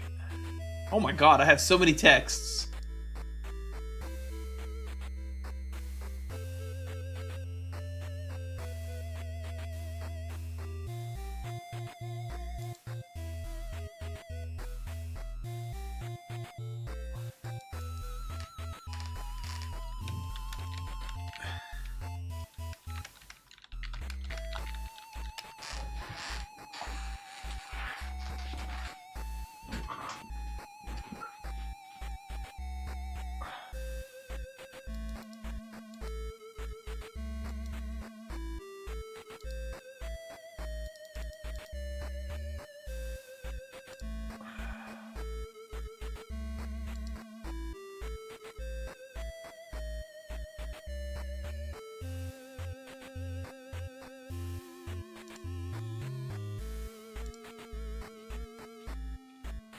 The spider is not bugged?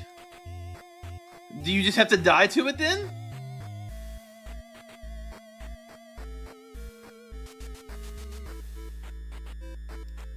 Hello, bird.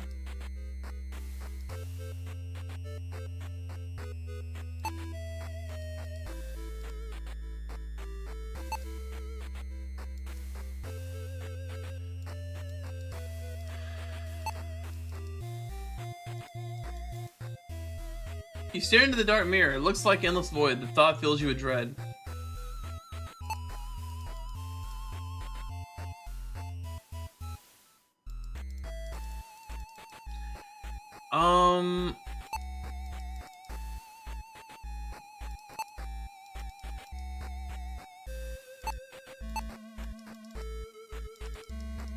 I'm so confused. It says to ask the bird. Oh, you'd rather not ask the bird, not you'd better ask the bird.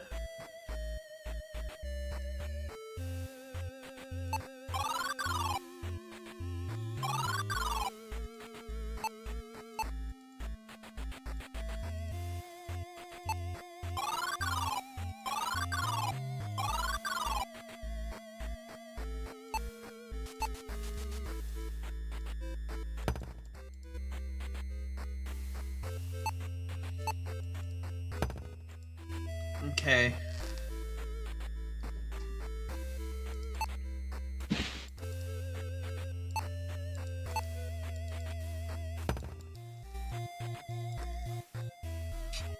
Is it telling me that's the wrong spot?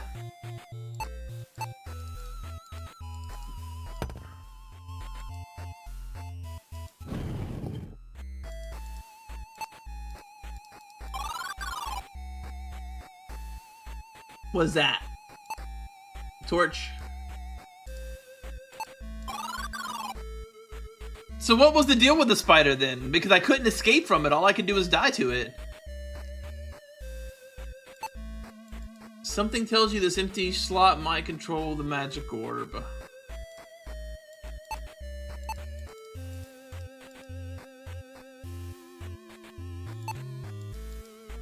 A device for storing messages. Fascinating, but you prefer old-fashioned conversation. Yeah.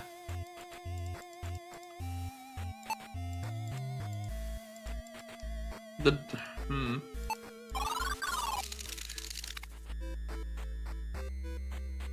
The spiders can be dealt with, but how?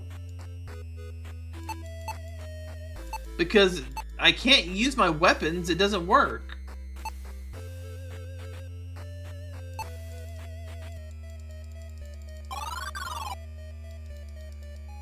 Maybe I gotta hit it. I'll try hitting it next time I come across one.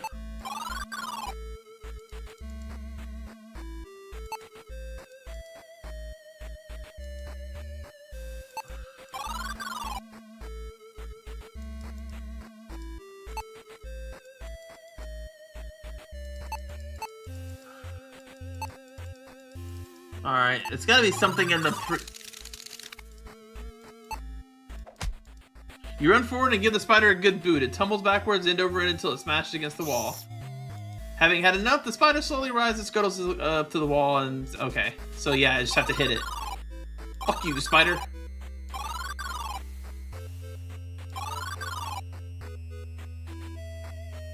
I still don't know what to do about this. Use Skull Candle Book. Use Orb of Sight Book. Use Orb of Sight Mirror. Use Skull Candle Mirror.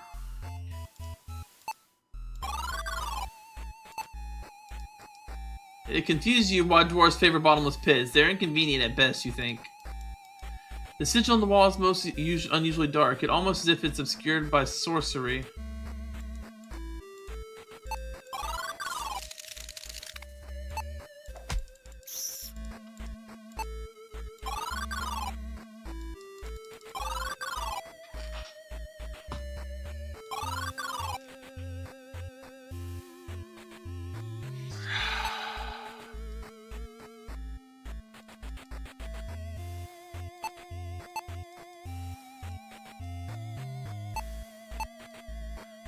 It does not flicker. This must be another ingenious power source.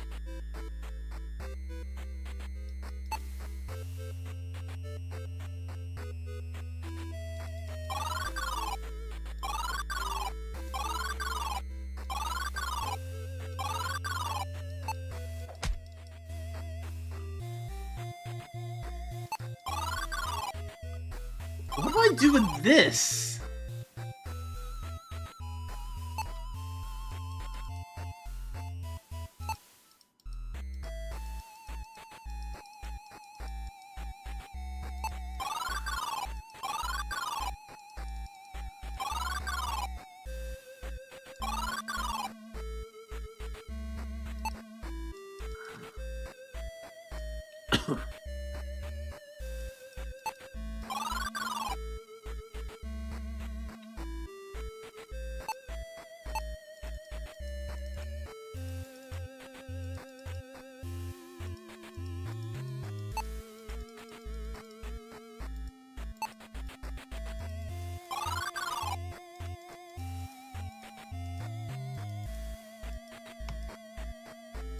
Oh, I see.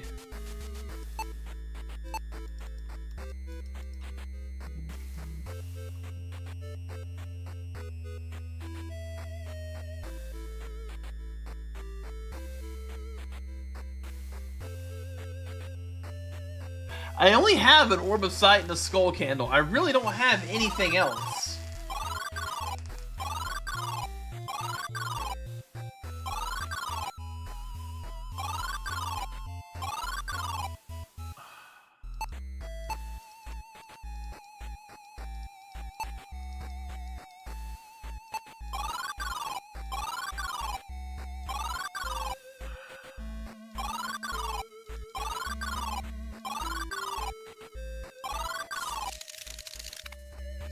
I might need a hint.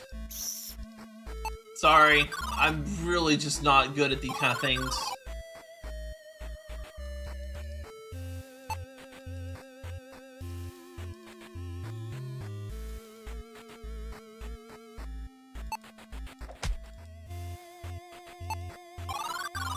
Like, the only thing that I don't...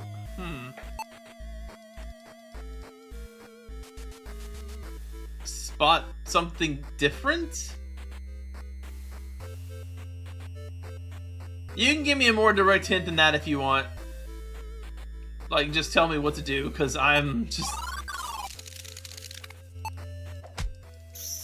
Spot something different.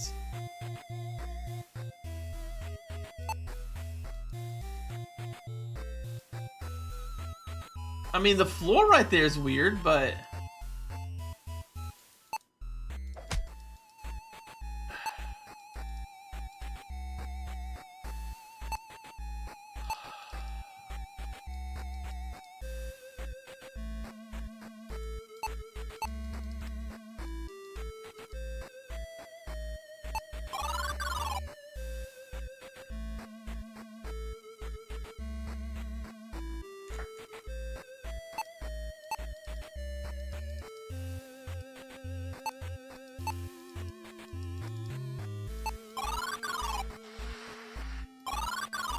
No, I don't really spot anything different.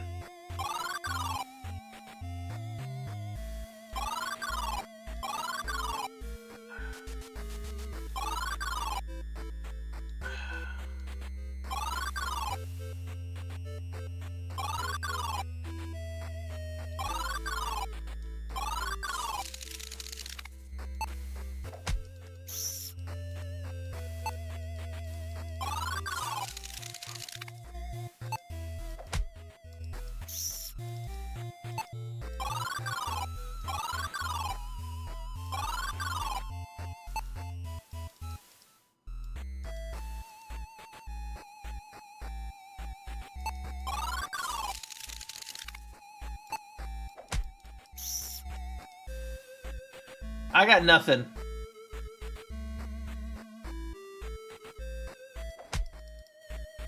Yeah, I mean, I know there's the 2 mirror rooms, but the things aren't lit up here. I just don't know.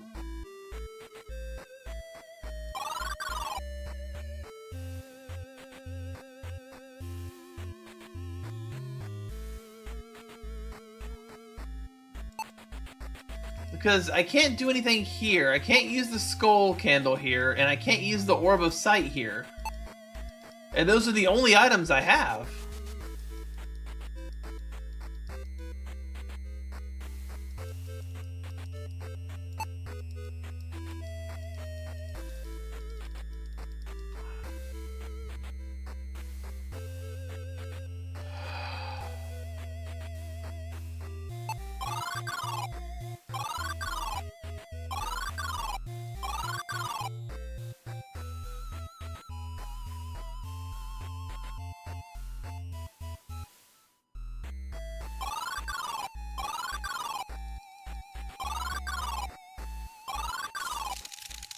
Ah, hell, I went too far.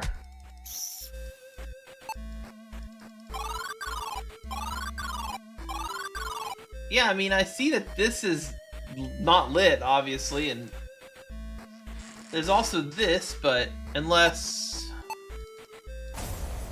Wow, okay. You hold the Orb of Loft, energy pulsates from the sphere, dispelling the darkness in front of the sigil. You did it, Del. Let's see what was behind the darkness spell.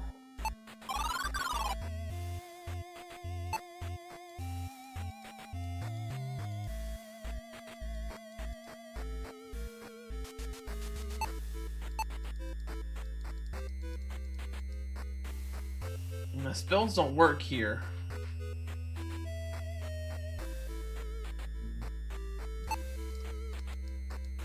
An expertly crafted dwarven mirror casts a magnificent reflection. It's hard to tell which...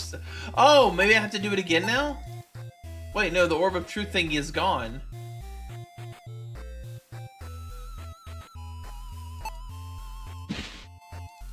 Oh. As you set your prize, the key materializes in your hand as if from thin air. That's not how I would have expected that to go, but I'll take it.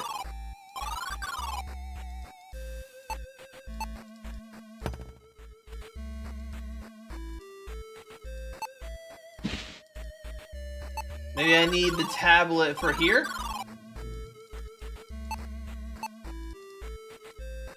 You insert the tablet into the slot.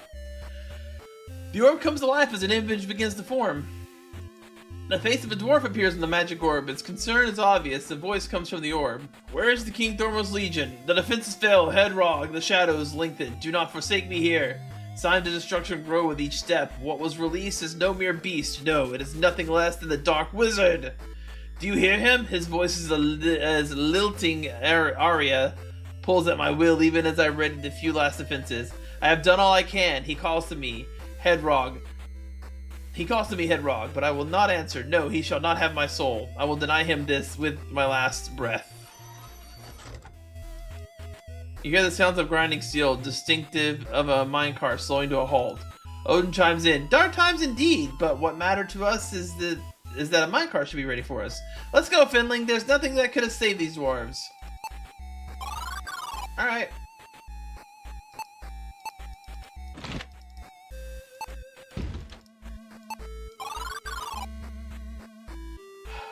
What is that?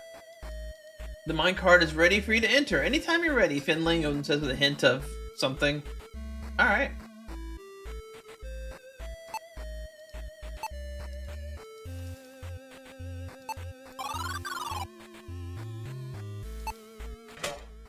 You pull the lever. Nothing happens. There it is.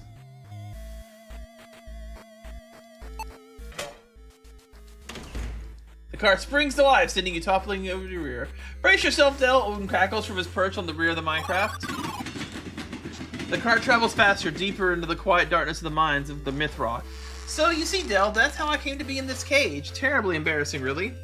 You told me, Odin. That's telling one too many people already, you reply. Time passes.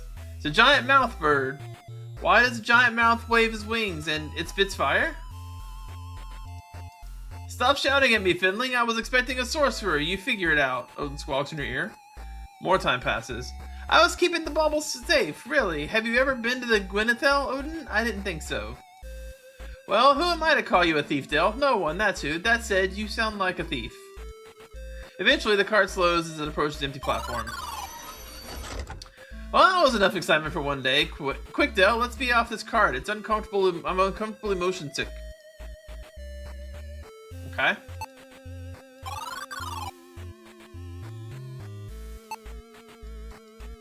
What is that? Well, let's press it!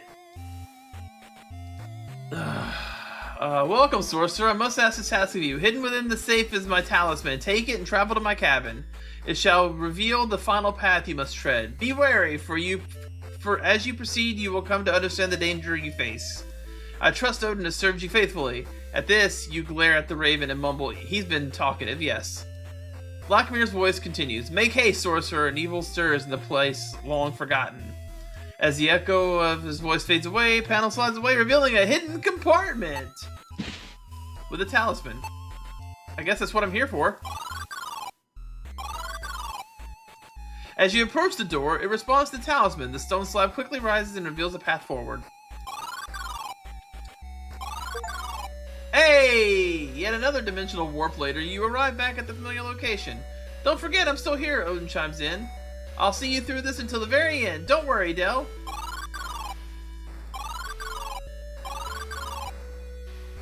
Take this!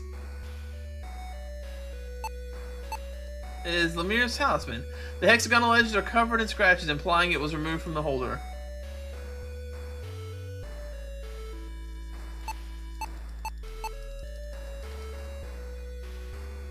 Herbitica?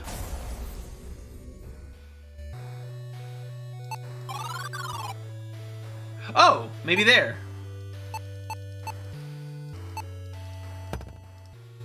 You place the talisman into the slot and it fits perfectly. But nothing happens. Something isn't right.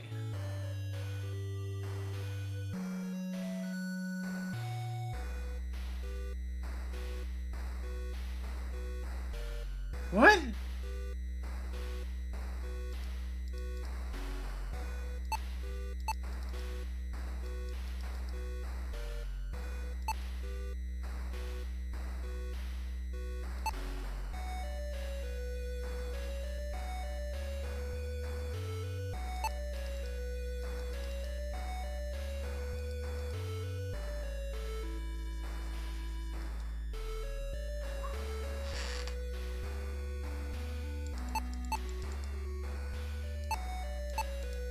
Carved upon its plain gold ring is a symbol in the shape of a handprint.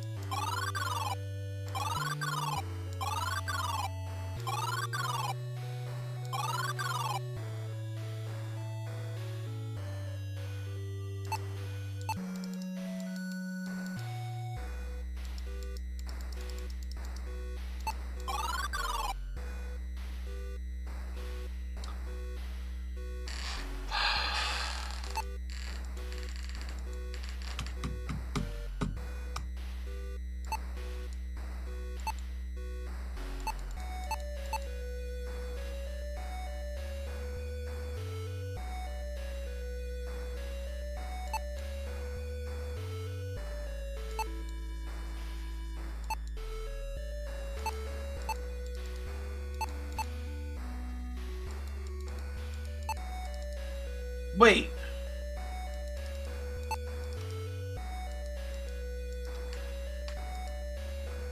Okay, so I can't put the ring on.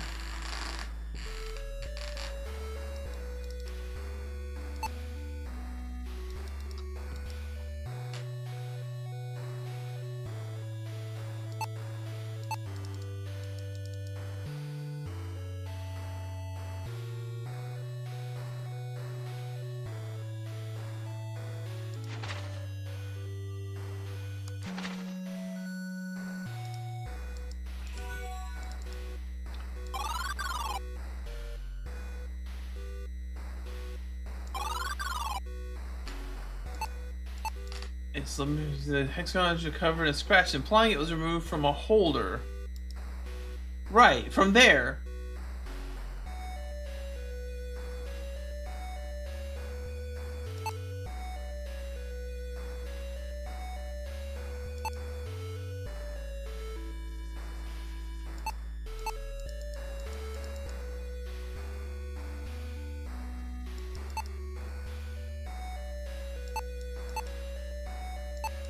Huh, I don't...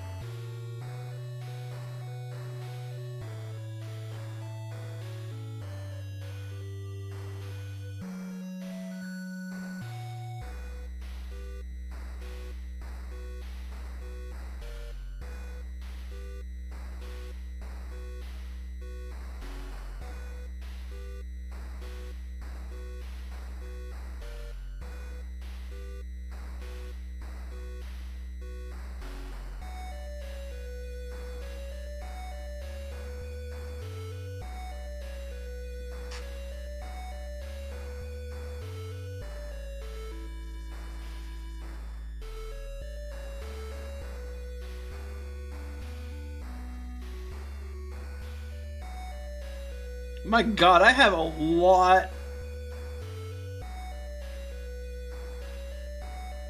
of ground to cover.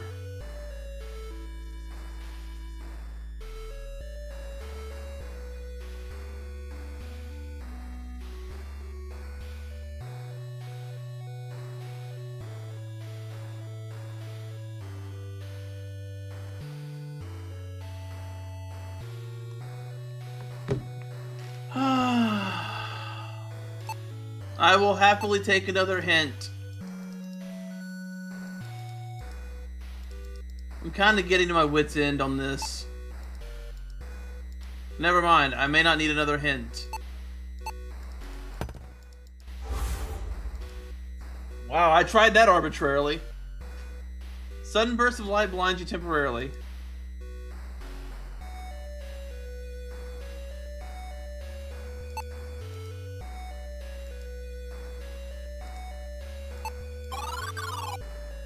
Aha!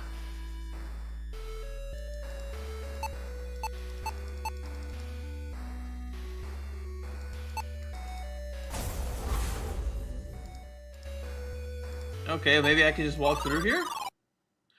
What the As you push through the brambles and into the passage, you emerge to find yourself face to face with a terrifying creature. You are paralyzed with fear as the creature gazes upon you. You can tell it's thinking as it looks you over.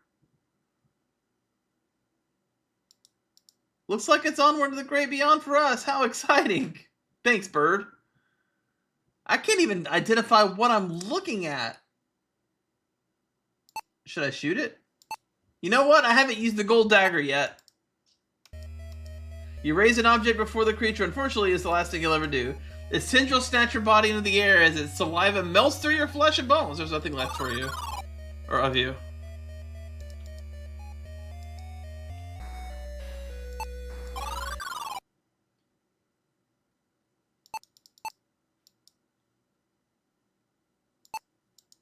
You speak to the eldritch creature. Its eyes focus on you, yet it seems to stare through you. Welcome, Savior, it says in a raspy voice. Savior, Odin replies. You speak, I'm Del, but the creature interprets. As it speaks, its gaze lingers on your form for a moment, but settles past you. I know your name, Finling, and your pet. I do not address you. Pet, I'm a guide, Odin squawks in protest, but the creature pays the raven no mind. It continues. 35 years ago, the save. Why do you like that they included this? What is this specifically? Their champions came. The champions had names: Jer, Eric, not Edric, and Del. The saviors, all brave souls, but in truth all fools. Their battles raged across all reality. Champions fell and rose again in monochrome realms of lands ripe with color.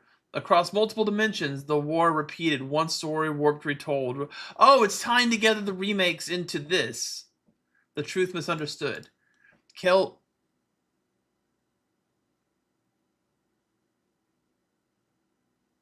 Wait, I know the creature you're talking about. Is that what it looked like?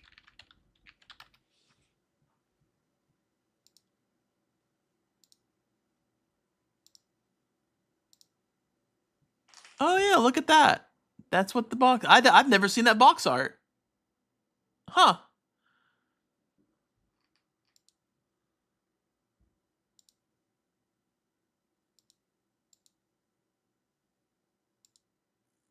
Or at least I don't recall it. Cal Torlin celebrated each story's end as the true victor was banished. Its voice becomes grave. The stage is set and the final act begins. Will you deliver this land from evil? Or will you plunge it into darkness? Savior, the story ends with you. Steel yourself. Lead your Finling and Raven into battle. Its final words spoken, the creature vanishes. Am I going to Shadowgate?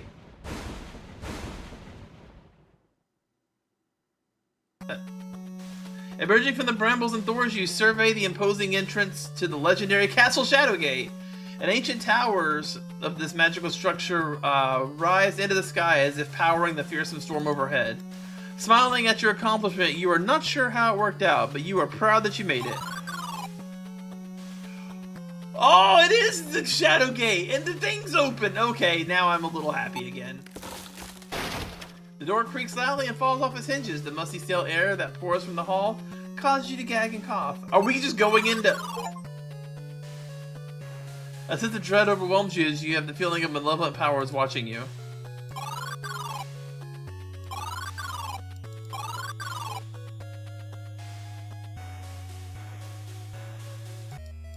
You take a few strides and attempt to leap across the pit. Your little legs aren't quite up to the task and you fall shortly. Okay. Hey, it's our boy! I remember our boy. That's a familiar face.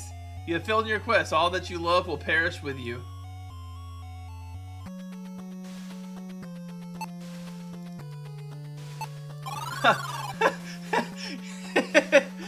Okay, Tigers, I'm going to give you one guess as to what I think the funniest thing about this is right now. There is something hilarious that I'm noticing that is one of the best touches I've seen in the game yet. And it's a great joke, even if it wasn't intended to be a joke. What do you think?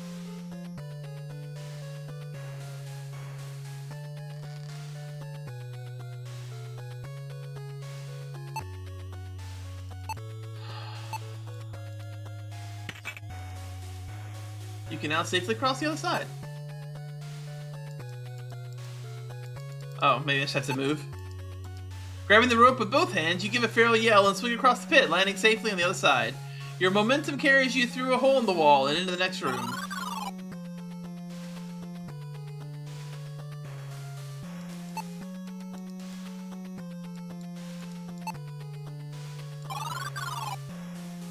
You see a creature standing at the edge of the chasm. It turns to face you, then starts to crawl closer and closer. You don't like how it's looking at you. It starts to wonder if it's hungry for a finling. Ah, Shadowgate has been many years, venture finling into the living castle of the dead. Your destiny lies deep within. Alright, crossbow time? Nope. The creature's tongue whips out its mouth and wraps around your body. In a split second, you're pulled into its maw. It's not long before you become a snack for the hungry monster.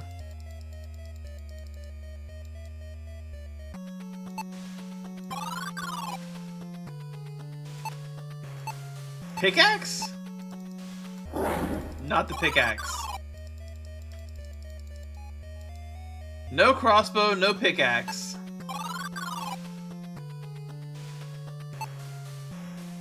Haven't used the pole in a while. Nope.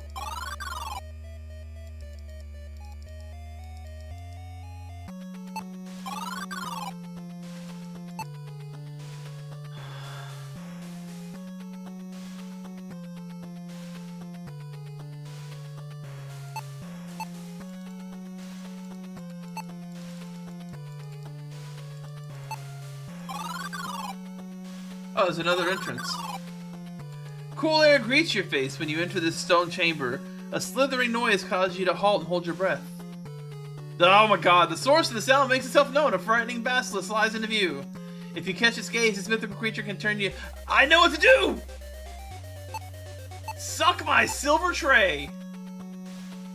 Before your fate is sealed, you shield your face with the tray and run towards the monster, reflecting its gaze. Intense heat sears your fingers, making you drop the tray. However, your plan worked, and the basilisk is petrified itself. Give me your horn.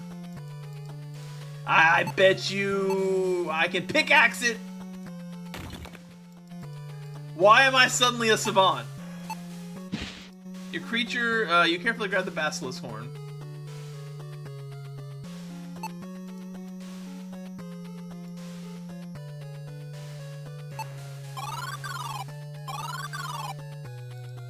Take this!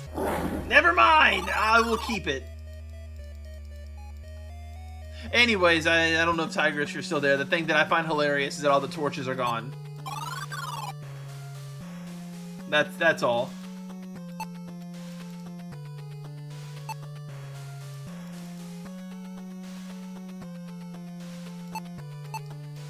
Basilisk horn is a prized item for alchemists. The tip of the horn can turn any living being into stone instantly. Okay.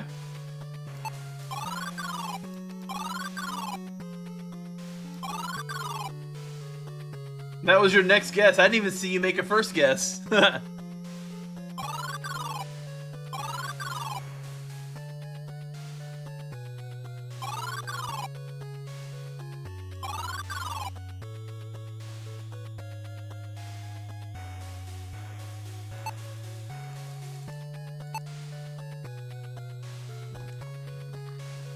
I thought for sure the basilisk horn would kill the frog.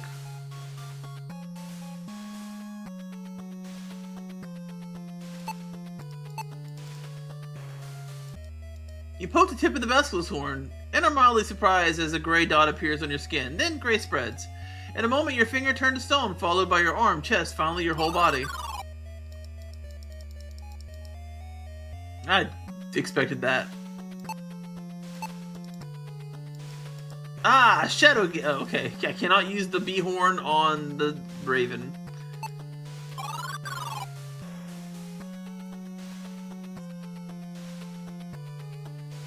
Speak.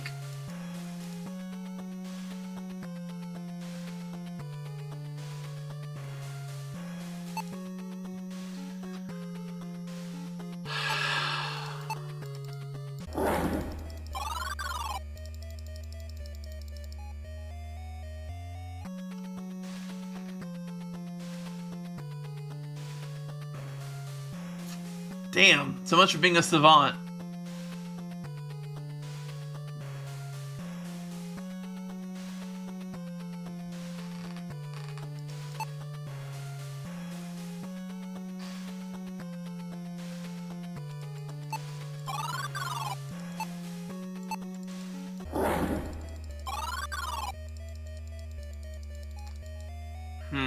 I'm becoming a savant at dying to this frog.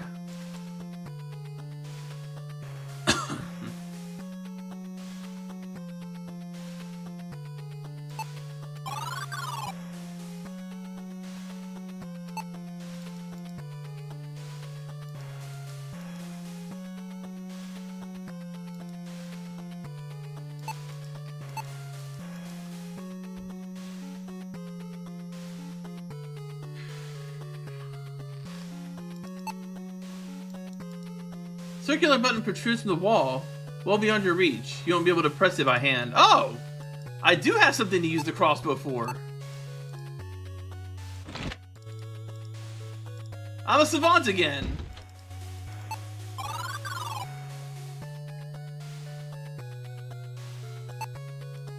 Someone chiseled Simone in the cavern rock. It must have been significant to the Circle of 12.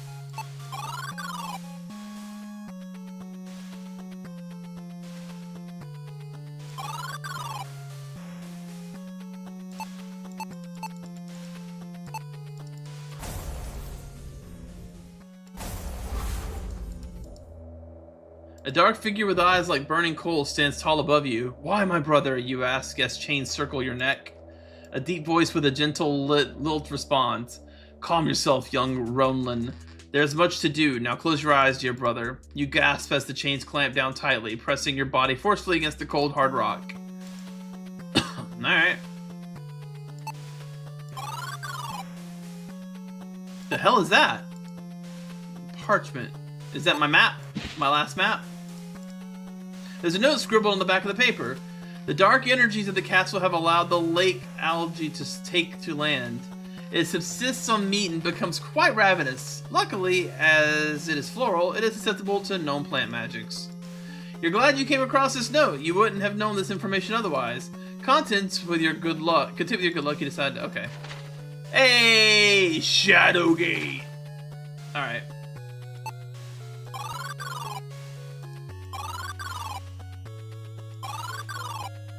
Oh.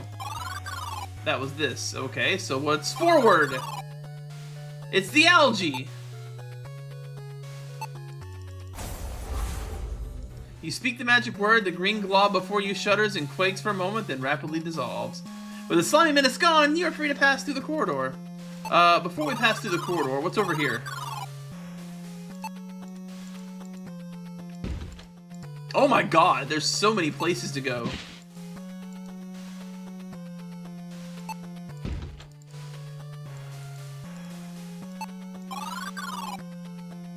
This is where the dragon was, maybe?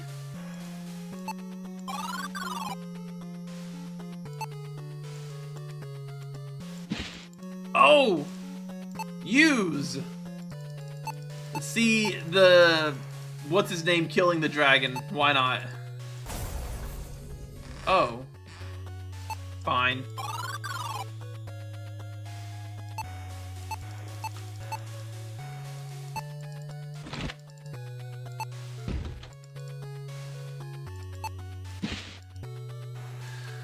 You unfurl the paper and read the short note.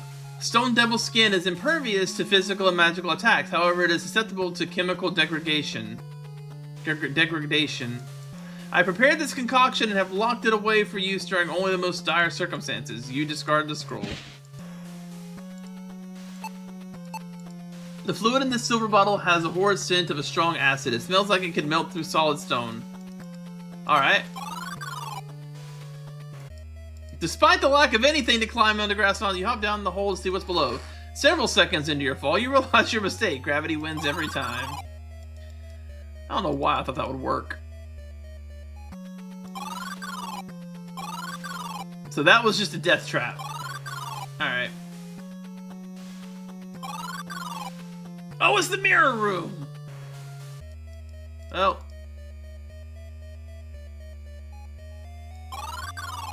You are in agony and eventually perish. Yeah, that checks out. Alright. Open! It will not open. Oh god! You smashed through the mirror. The glass revealing a portal that sucks you into the unfathomable vastness of space. Your unprotected body begins freezing while your saliva boils in your mouth. Luckily, you quickly lose consciousness. There were 5 bottles in the original game. I'm taking it. I don't remember that very well. The adventure continues, but not for you.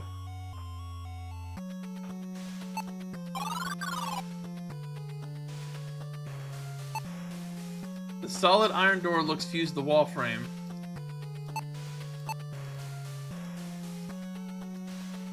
No.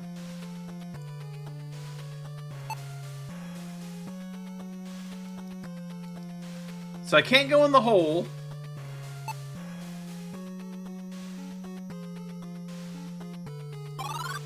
What does that leave?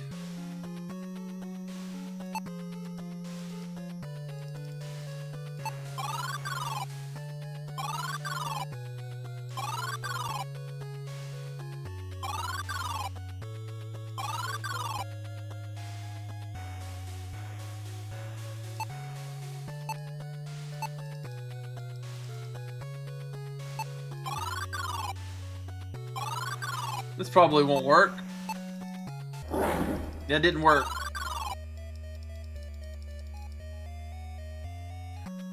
I do vaguely remember that from my recent playthrough that I watched of the original Shadowgate.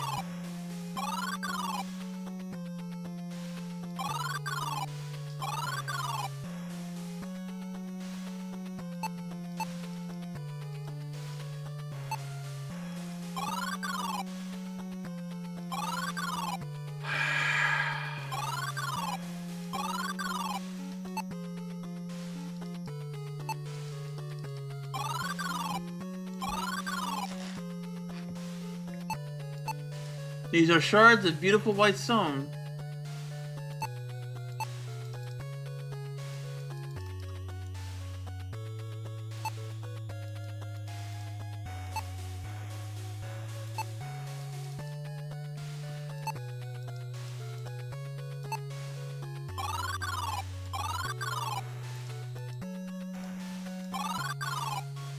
Like, what do I do here? Not open, not break that, that's for damn sure.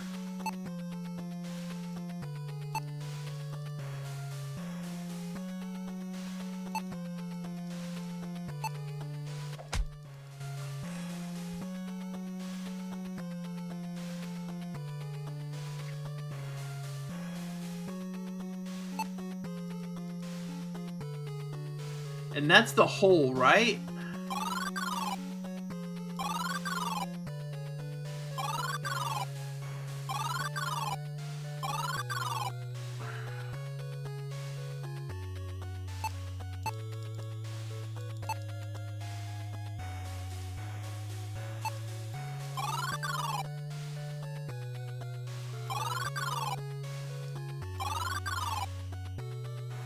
I'm stuck again.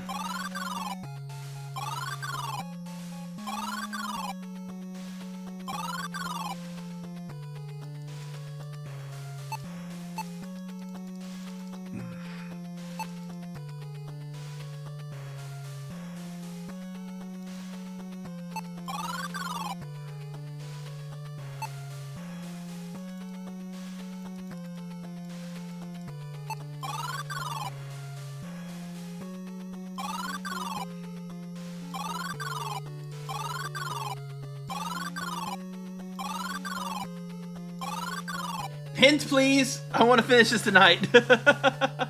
Oh, step outside for some fresh air? I like it. Good hint. I understand what you mean for me to do. I'll figure it out from there, hopefully.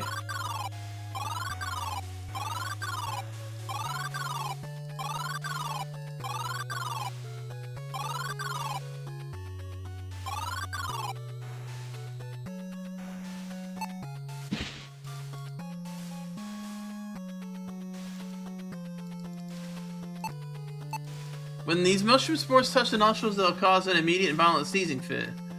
Do I have to make the frog sneeze?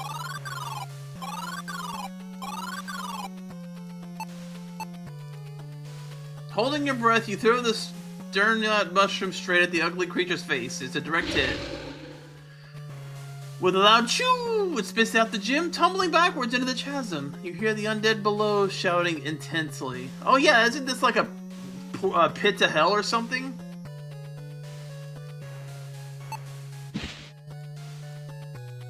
Shame Lockmere isn't here to instruct you, he finishes. You reply, true, but Jared's, he must have some advice. Ah! Another reason to use the teleporty spell.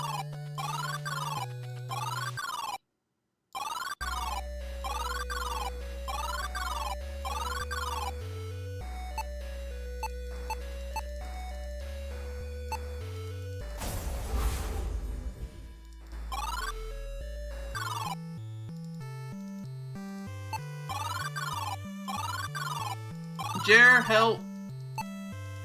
You tell Jared the events of your perilous journey and ask for his help, expressing your fear that you can't do it alone. He thinks quietly and says, I was no one, not even a good soldier, when Lockmere sent me alone to Shadowgate. Know that I do not meet you by chance. I command you, be strong. Trust that your will and wit will see you prevail. Oh. Is that it?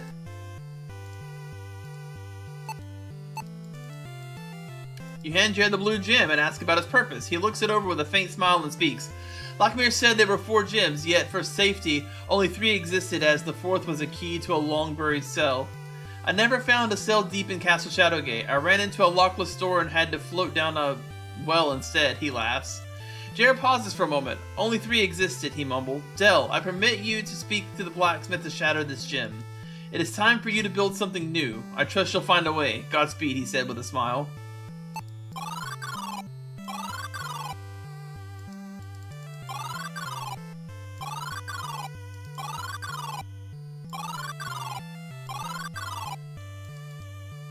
Use blue gem! Can you crush this? You ask Kenny the blue gem to the burly blacksmith. He ponders your question for a moment and says, I think I have just the thing. With a swing of his hammer, he smashes the gem. There you are, free of charge. Shame to destroy a beauty of a gem like that, he finishes. You nod slowly in agreement.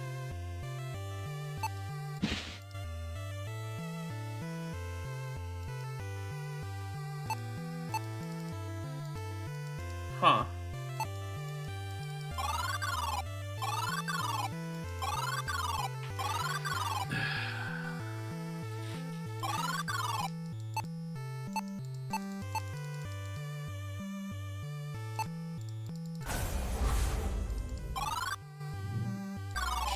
Back to Shadowgate then.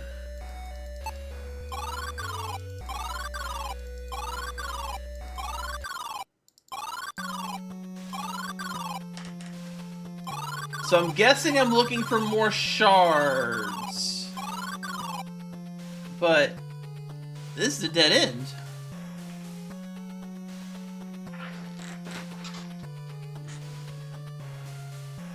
Unless it's not?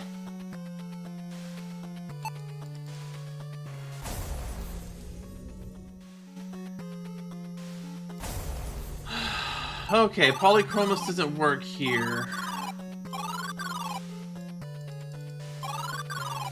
What do I do with these shards?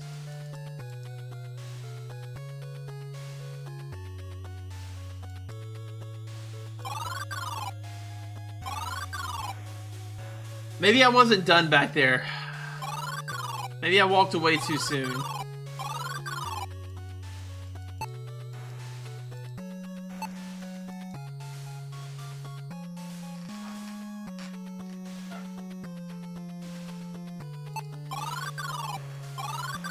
Yeah, I think I might have left too quickly from Jer.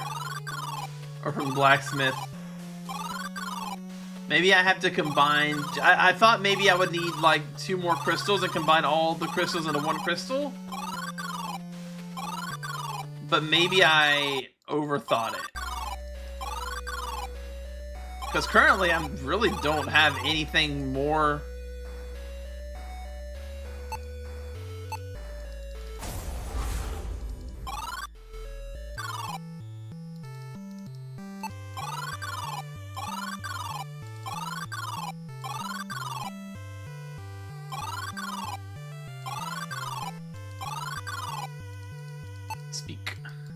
The blacksmith's tone turns grim. Something doesn't feel right tonight. Be safe out there, little hero. Oops. Little hero?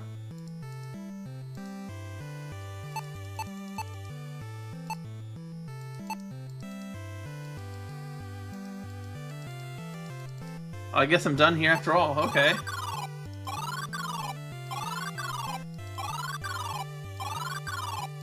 Any more hints, Chair?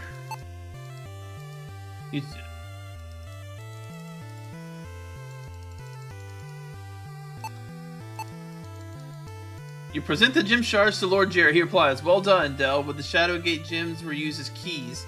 Black Mirror spoke of 3 gems in existence, but 4 in total. I found red, white, and blue, but not the 4th one, lavender. Magic flows freely through that castle. Perhaps with the right components and conditions, you can generate the 4th. Recall the power of this altar, and I trust you shall have your key. Now go and keep your wits about you."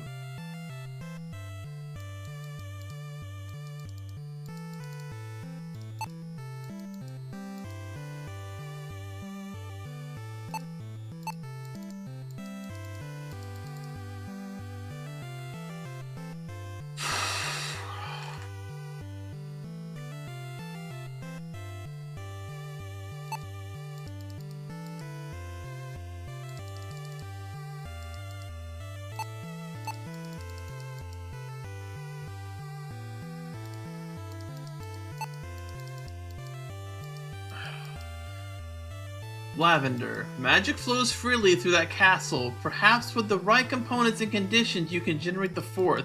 Recall the power of this altar, and I trust you shall have your key. Now go and keep your...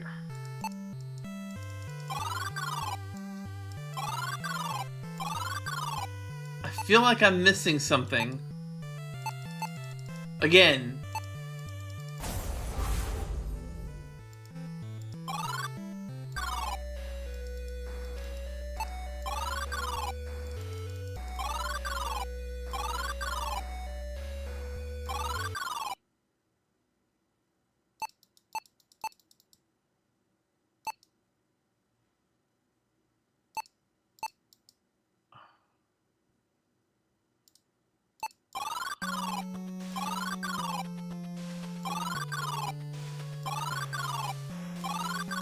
Where are the rest of the shards that I need? I have no idea.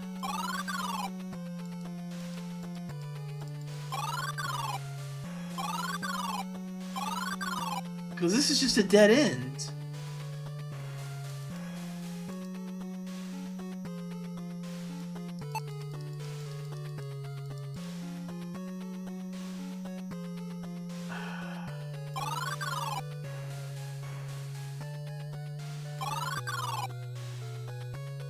I mean, this mirror leads into...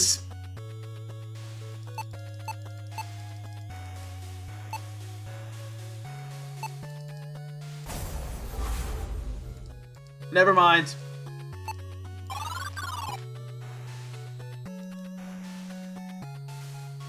I said mirror out loud and I was like, wait a minute. You stare down upon what was once the meeting place of the council. Its scars of battle are etched throughout the chamber.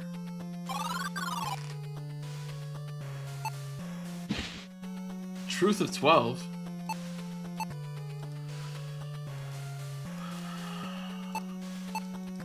You read the ominous scroll. The truth of the 12 can only be revealed to the one that finds the piece of memory left behind by the 12.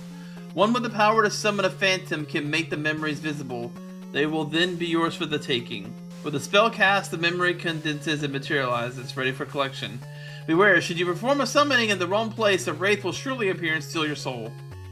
At the entrance, a key was hidden by death. 2.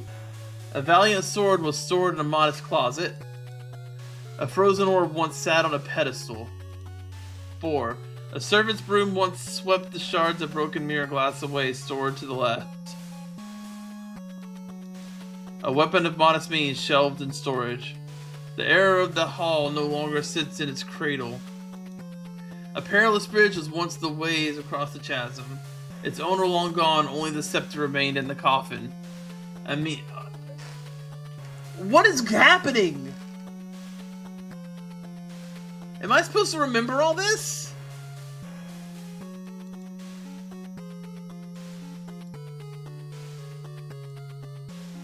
You know you cannot complete your quest without solving this riddle. You must find the memories of the 12.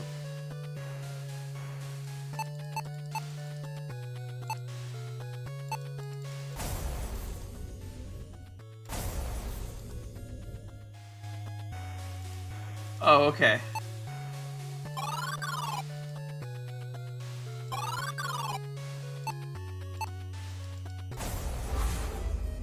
The spell has summoned a vision of the ghostly wraith. You quickly realize that the spectre is very much here as it approaches. I have to do it in order. I have to do it in order, don't I?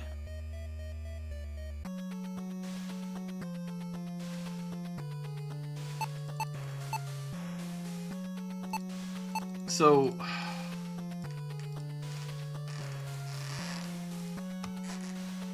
Oh my god, okay. Let me write this down.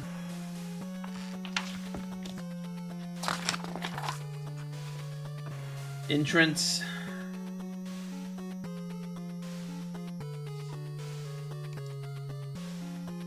Closet.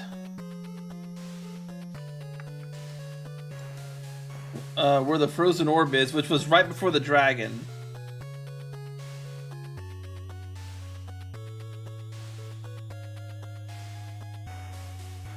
I think. Broken glass.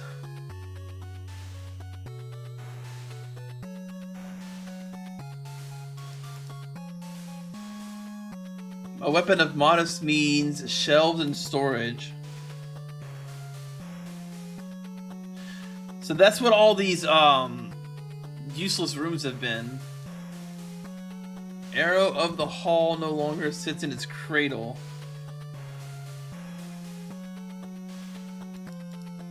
Perilous Bridge. Yeah, the chasm. The coffins.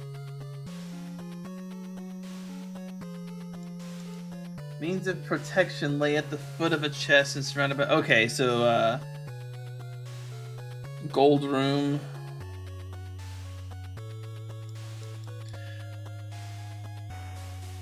A book of ill fate was once read by candlelight in the alcove.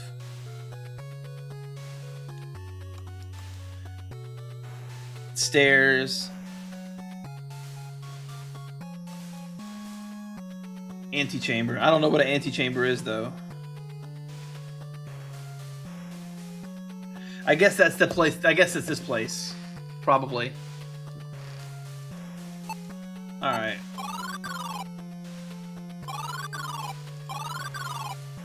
So, if I'm correct, I basically have to go back to the start of everything here and use the See Dead spell or whatever, like, in chronological order.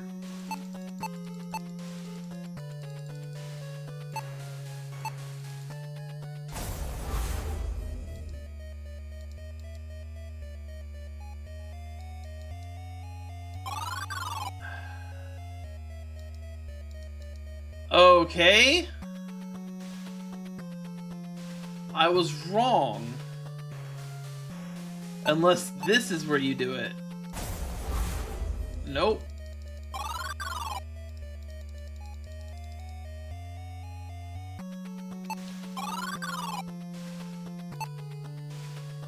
I wanted to finish this tonight, but I think I might be too tired.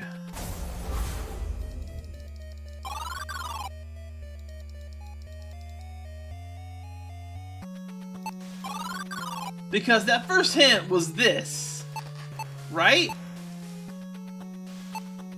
If it's a chronological order like I was thinking.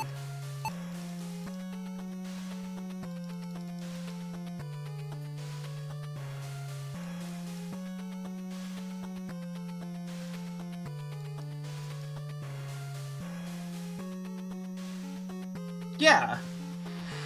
I mean, this is the entrance. The key hidden by death. It's not a thing, though, so...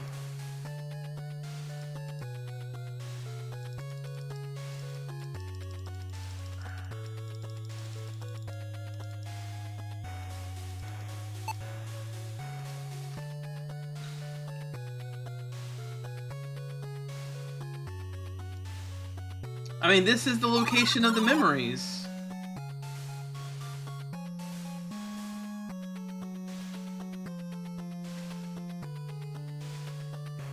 Right? Or is it telling me something else?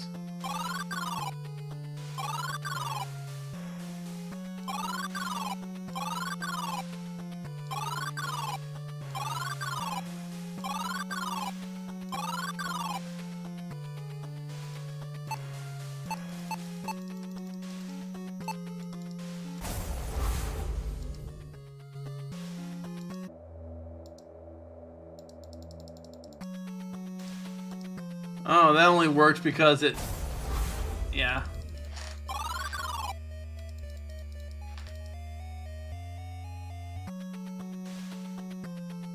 Hey, Tigress, how much is left? Not much.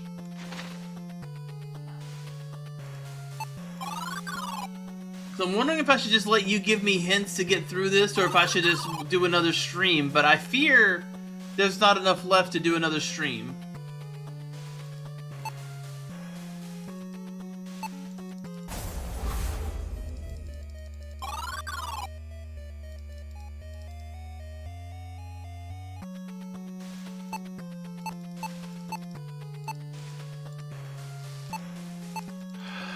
The truth of the 12 can only be revealed to the one that finds the pieces of memory left behind by the 12.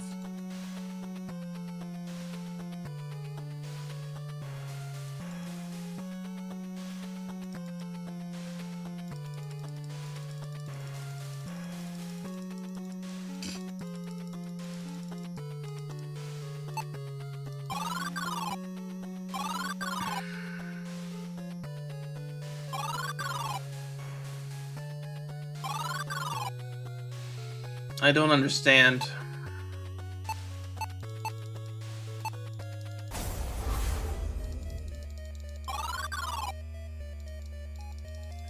Do I have to use it on a specific thing?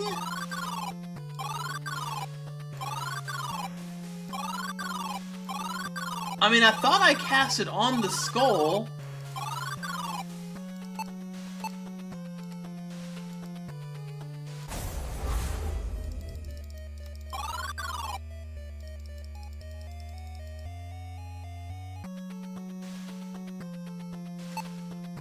I've read it like 3 times, either... The truth of the 12 can only be revealed to the one that finds the pieces of memory left behind by the 12.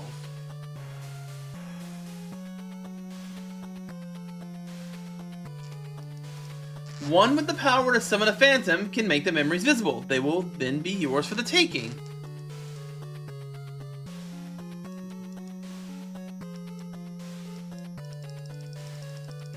Unless I've got to use the lens?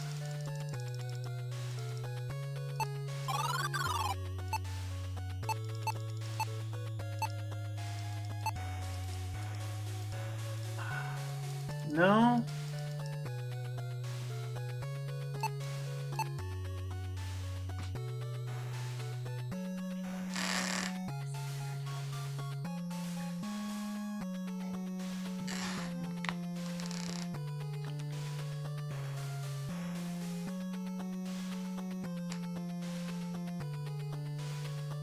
Nothing yet.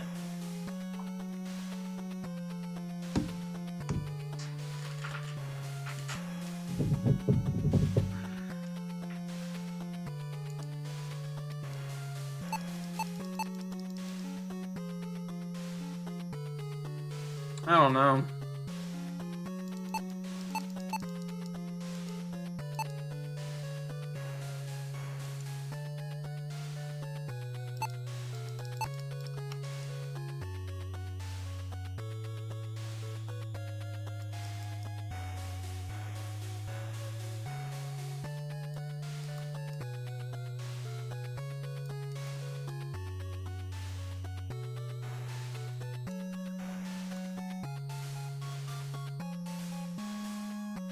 I mean, that's this.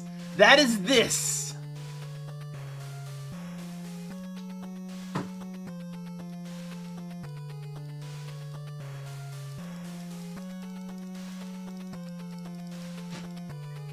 Is that not this?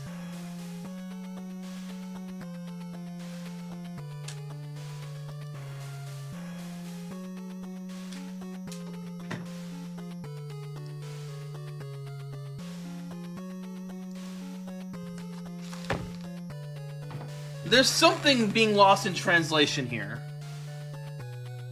I'm not getting it.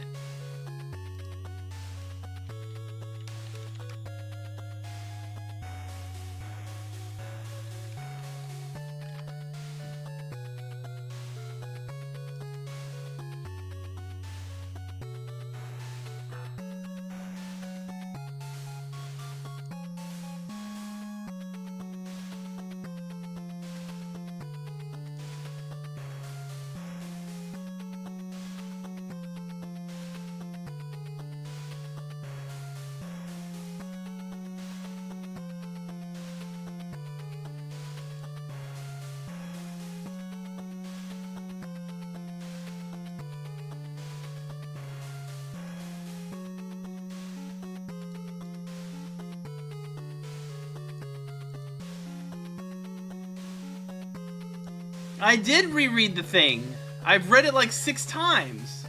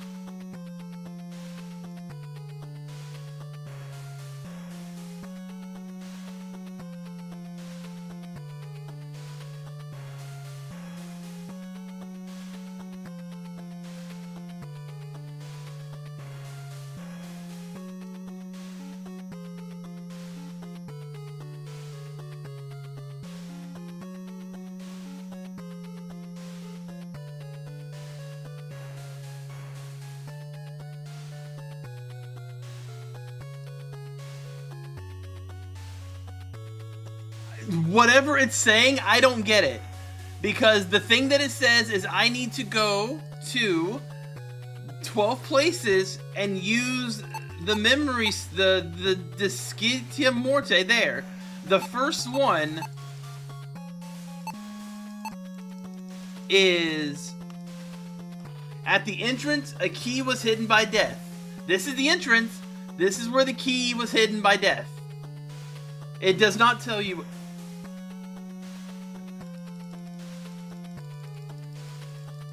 What do you mean it's not what it says? The truth of the 12 can only be revealed to the one that finds the pieces of memory left behind by the 12. One with the power to summon a phantom can make the memories visible. They will then be yours for the taking. With the spell cast, the memory condenses and materializes ready for collection. But where should you perform a summoning in the wrong place, a wraith will surely appear and steal your soul. I've gotten all that, and then it lists what I can only assume is 12 places I'm supposed to use the spell.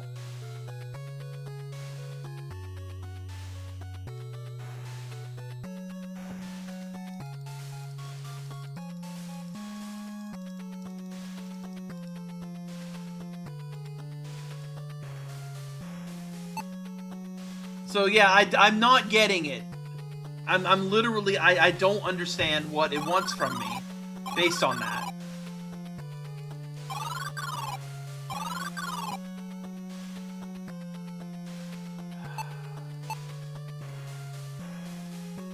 One with the power to summon a phantom can make the memories visible.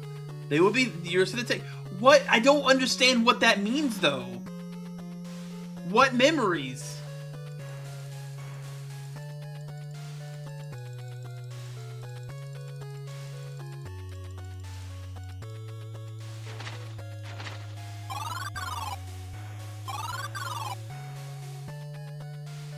I'm the one with the power to summon a phantom.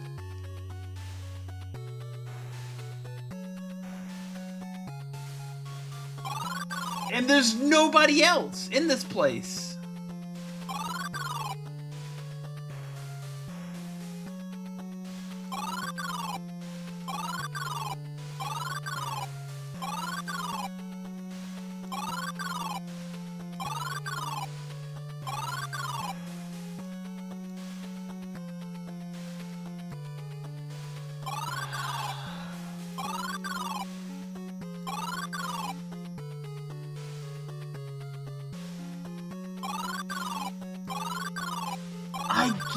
I understand that, but I tried that.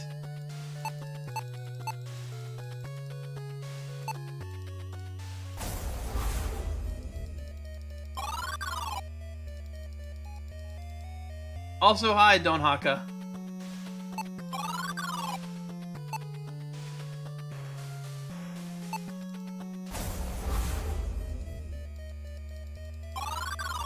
It's the wrong spell. What other spell would there be?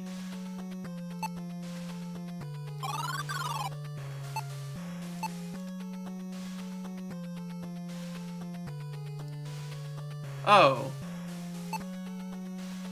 That one?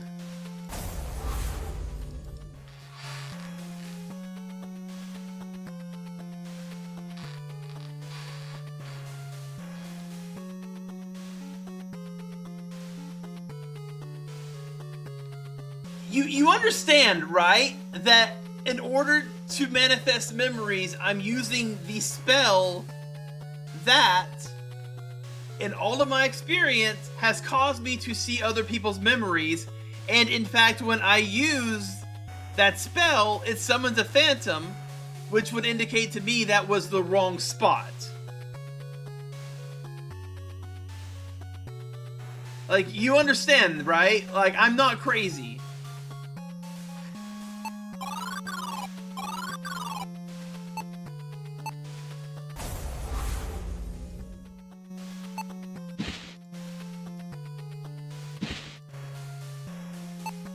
Like, everything the game was telling me told me that I was technically doing the correct thing, but wrong.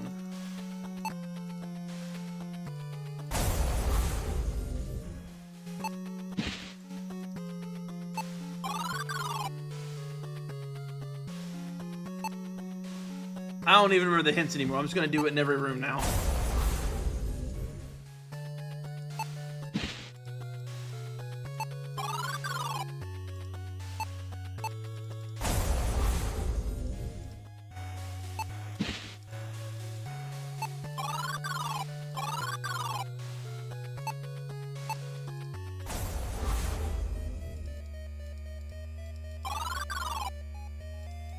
But see, it did. If I had cast the spell and nothing happened, that would be one thing. But the fact that it was calling the phantom is what was throwing me off.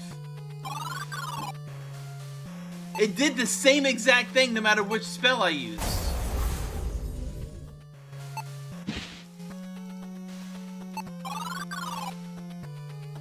Me and the devs are gonna have a word about that one.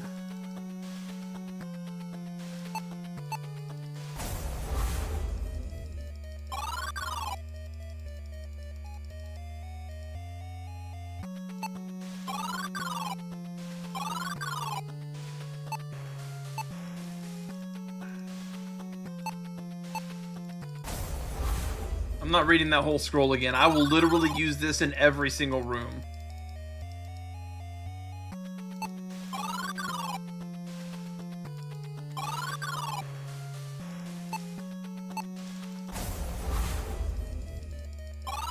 Because I'm not reading that scroll again.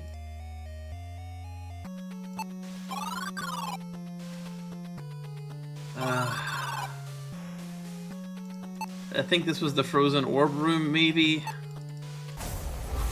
Yeah.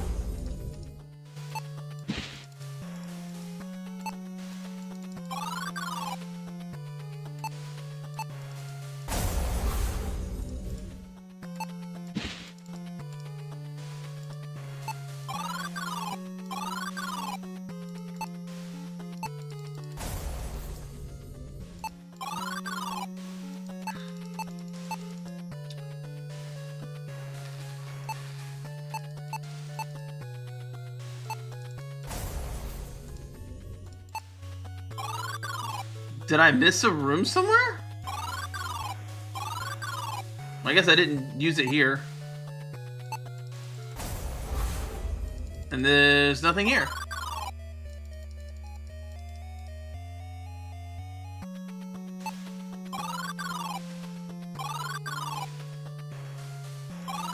I missed the key at the beginning. Oh yeah, I didn't use it in the foyer, you're right.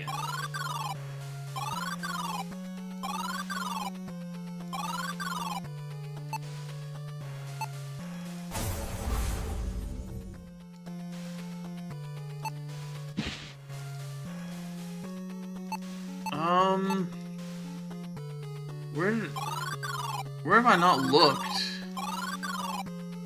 Oh, I didn't actually take it.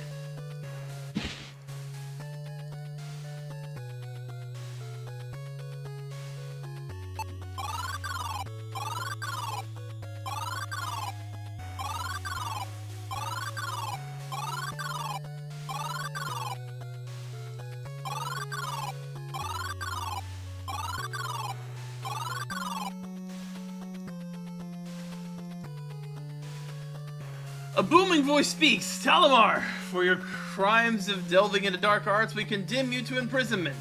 You hear a soft chuckle and deep voice response. It is good to see all of you, gathered here like the fools you are. Suddenly the sounds of chains snapping and the hiss of lightning echoes through the chambers as the prisoner rises to his feet. The figure in the center channels immense energies and summons unfathomably powerful magics. You see bodies ripped apart and flesh destroyed before the might of the Talamar. You rub your eyes as the vision passes from your mind. The immense display of power you witness leaves you shaken. Odin speaks slowly. This is why Lightmare fears the return of Talamar. The world cannot endure the might of such an evil. We approach the end, Dill. Tread carefully. You tumble out of the portal onto the cool night air. Moon hanging high overhead in the calm night sky. While fear clutches every fiber of your heart and your stomach is in shambles, there's no going back. There's absolutely no stopping what you've started. Oh, I know where this is! Pale moonlight fills the courtyard the battle between hero and monster once took place.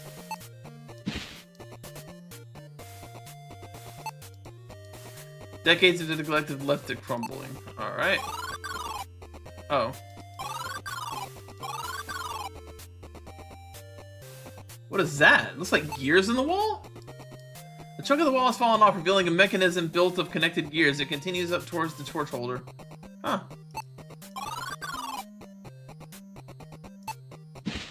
Well, I have the shards now.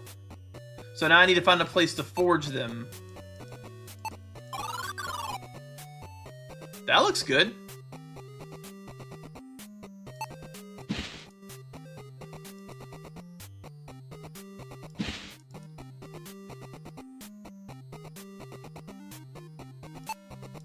Large fireplace. Nah, that's not gonna be where I do this. Wrong way.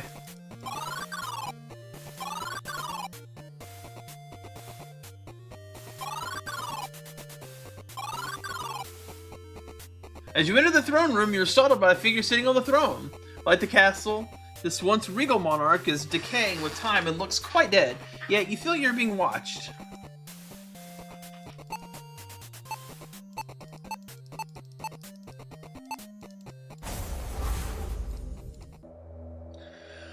You breathe deeply, collecting your thoughts and imagining what caused the earth below your feet to quake so vigorously. A large fireball appears before you, causing you to shield your eyes. When you open them, a dark figure looms over you. Talamar, you fiend! I'll kill! You shout, but your words catch in your throat. You feel like the ocean is crushing you. A calm, deep voice responds, Shh, my king, sit and endure your throne for all eternity. He walks away, laughing softly.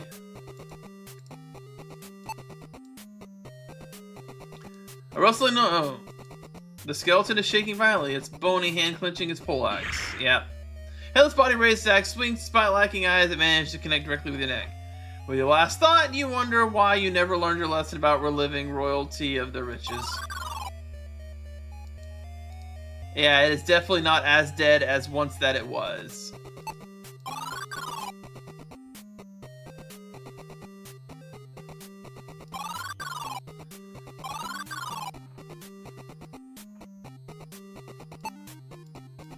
Some statue's been shattered into several pieces. You make out a wing whistle. Okay.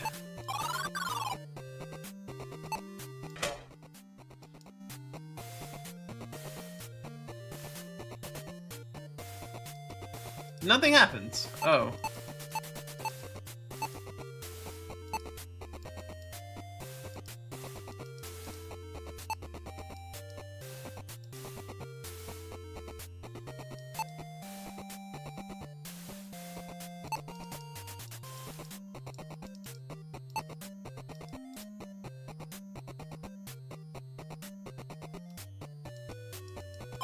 Already did that.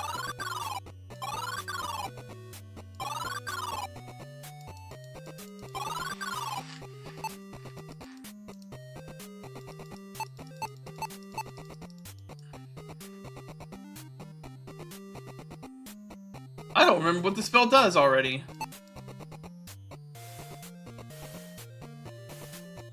Gotcha.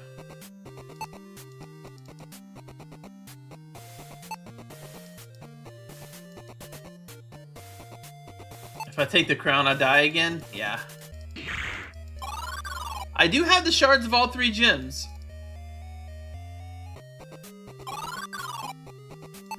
I actually do have that. White, blue, red.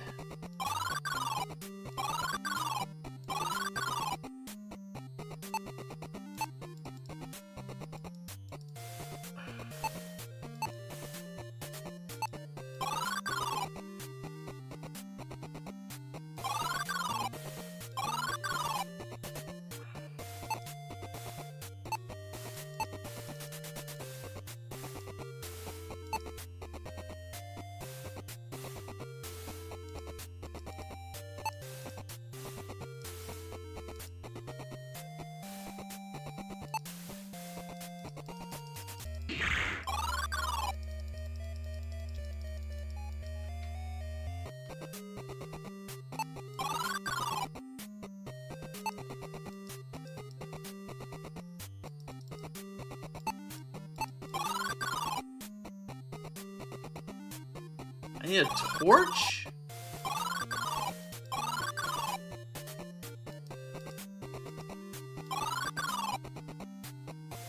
I need a torch. When the hell do I get a torch? I've seen torches all over the place, but they've always been, like, attached to things.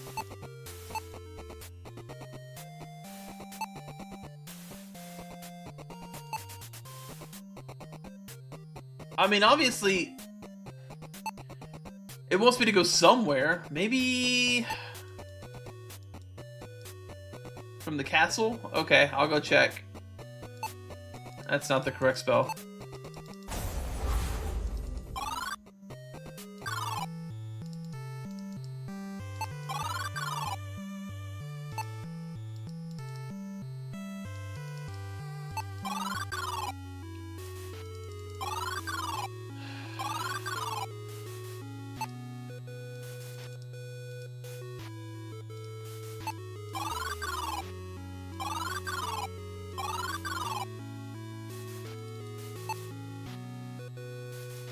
Oh.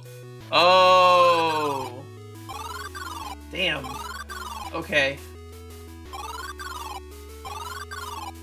I think I do remember seeing one torch.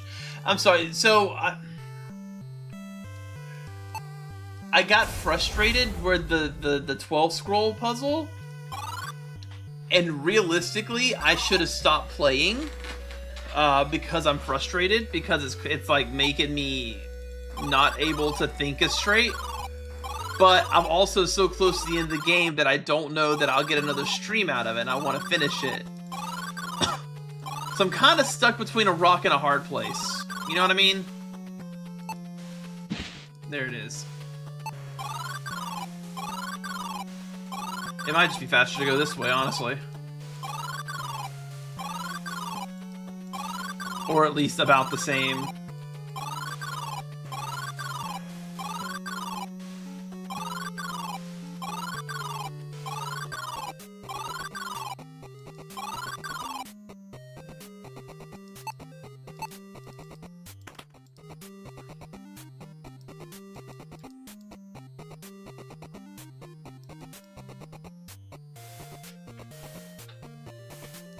Okay, hit.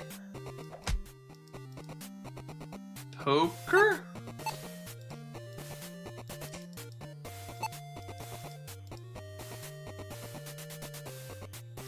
I thought I did. I guess I didn't. Yeah, I'm definitely tripping at this point.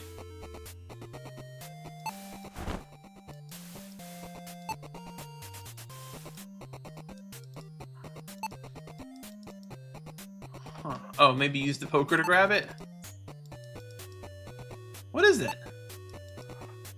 Oh, it's a switch!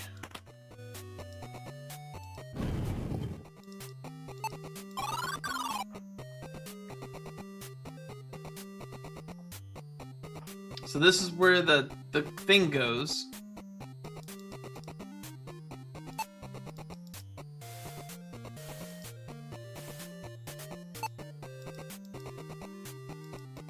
But nothing happens. Maybe...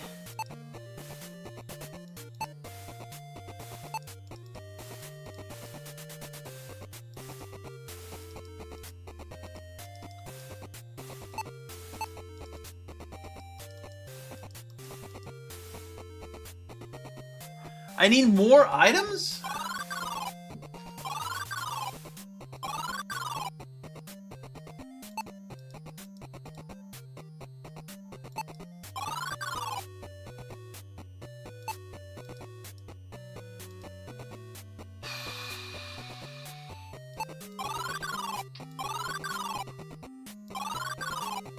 I mean, I know there's stuff in here. I don't think any of it's actually useful, though. And this asshole keeps getting up and killing me. Do you want your goblet?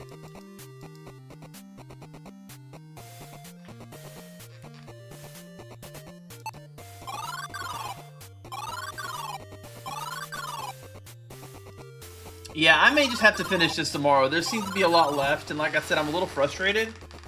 So even if I was any good at these kind of games, or if I was any good at this, I still wouldn't be doing good, probably.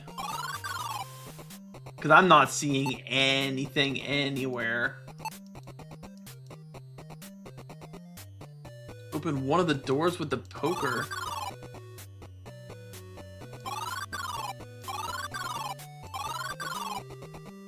This one?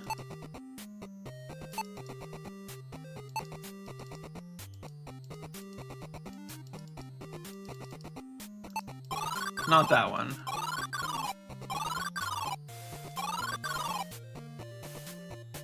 This one.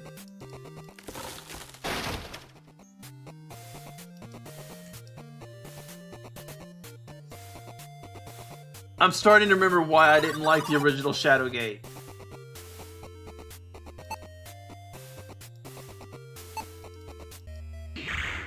Before you can raise your arm, Jared pushes across the battlement and stands just before you. Stunned by the speed of his movement, you don't notice his dagger.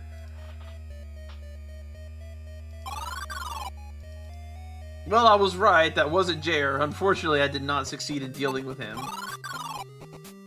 Hi, Jer. You stare at Lord Jer, thinking of which question you wish to ask first. Before you can speak, he says, "Come closer, Finling. Tell me of your journey. You would, but something about him bothers you." Is it gold knife time? Is it finally gold dagger time? Oh, the basilisk horn. You yell, "Begone, foul devil," as you plunge the tip of the horn in Jer's neck. Your suspicion is confirmed as the mimic lets loose an inhuman shriek, its features melting away as quickly as it petrifies. A flash of lightning strikes its body, scattering the stone to dust and leaving only an empty suit of armor behind.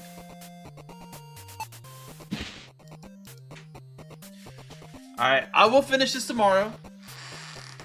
I need a break. Like I said, I'm frustrated. So, thanks for hanging out. Don Haka, Tigress, Jesus Christ, thank you guys for your help. I'm gonna Wusa, come back this tomorrow, and finish this. I just need to chill. Wusa.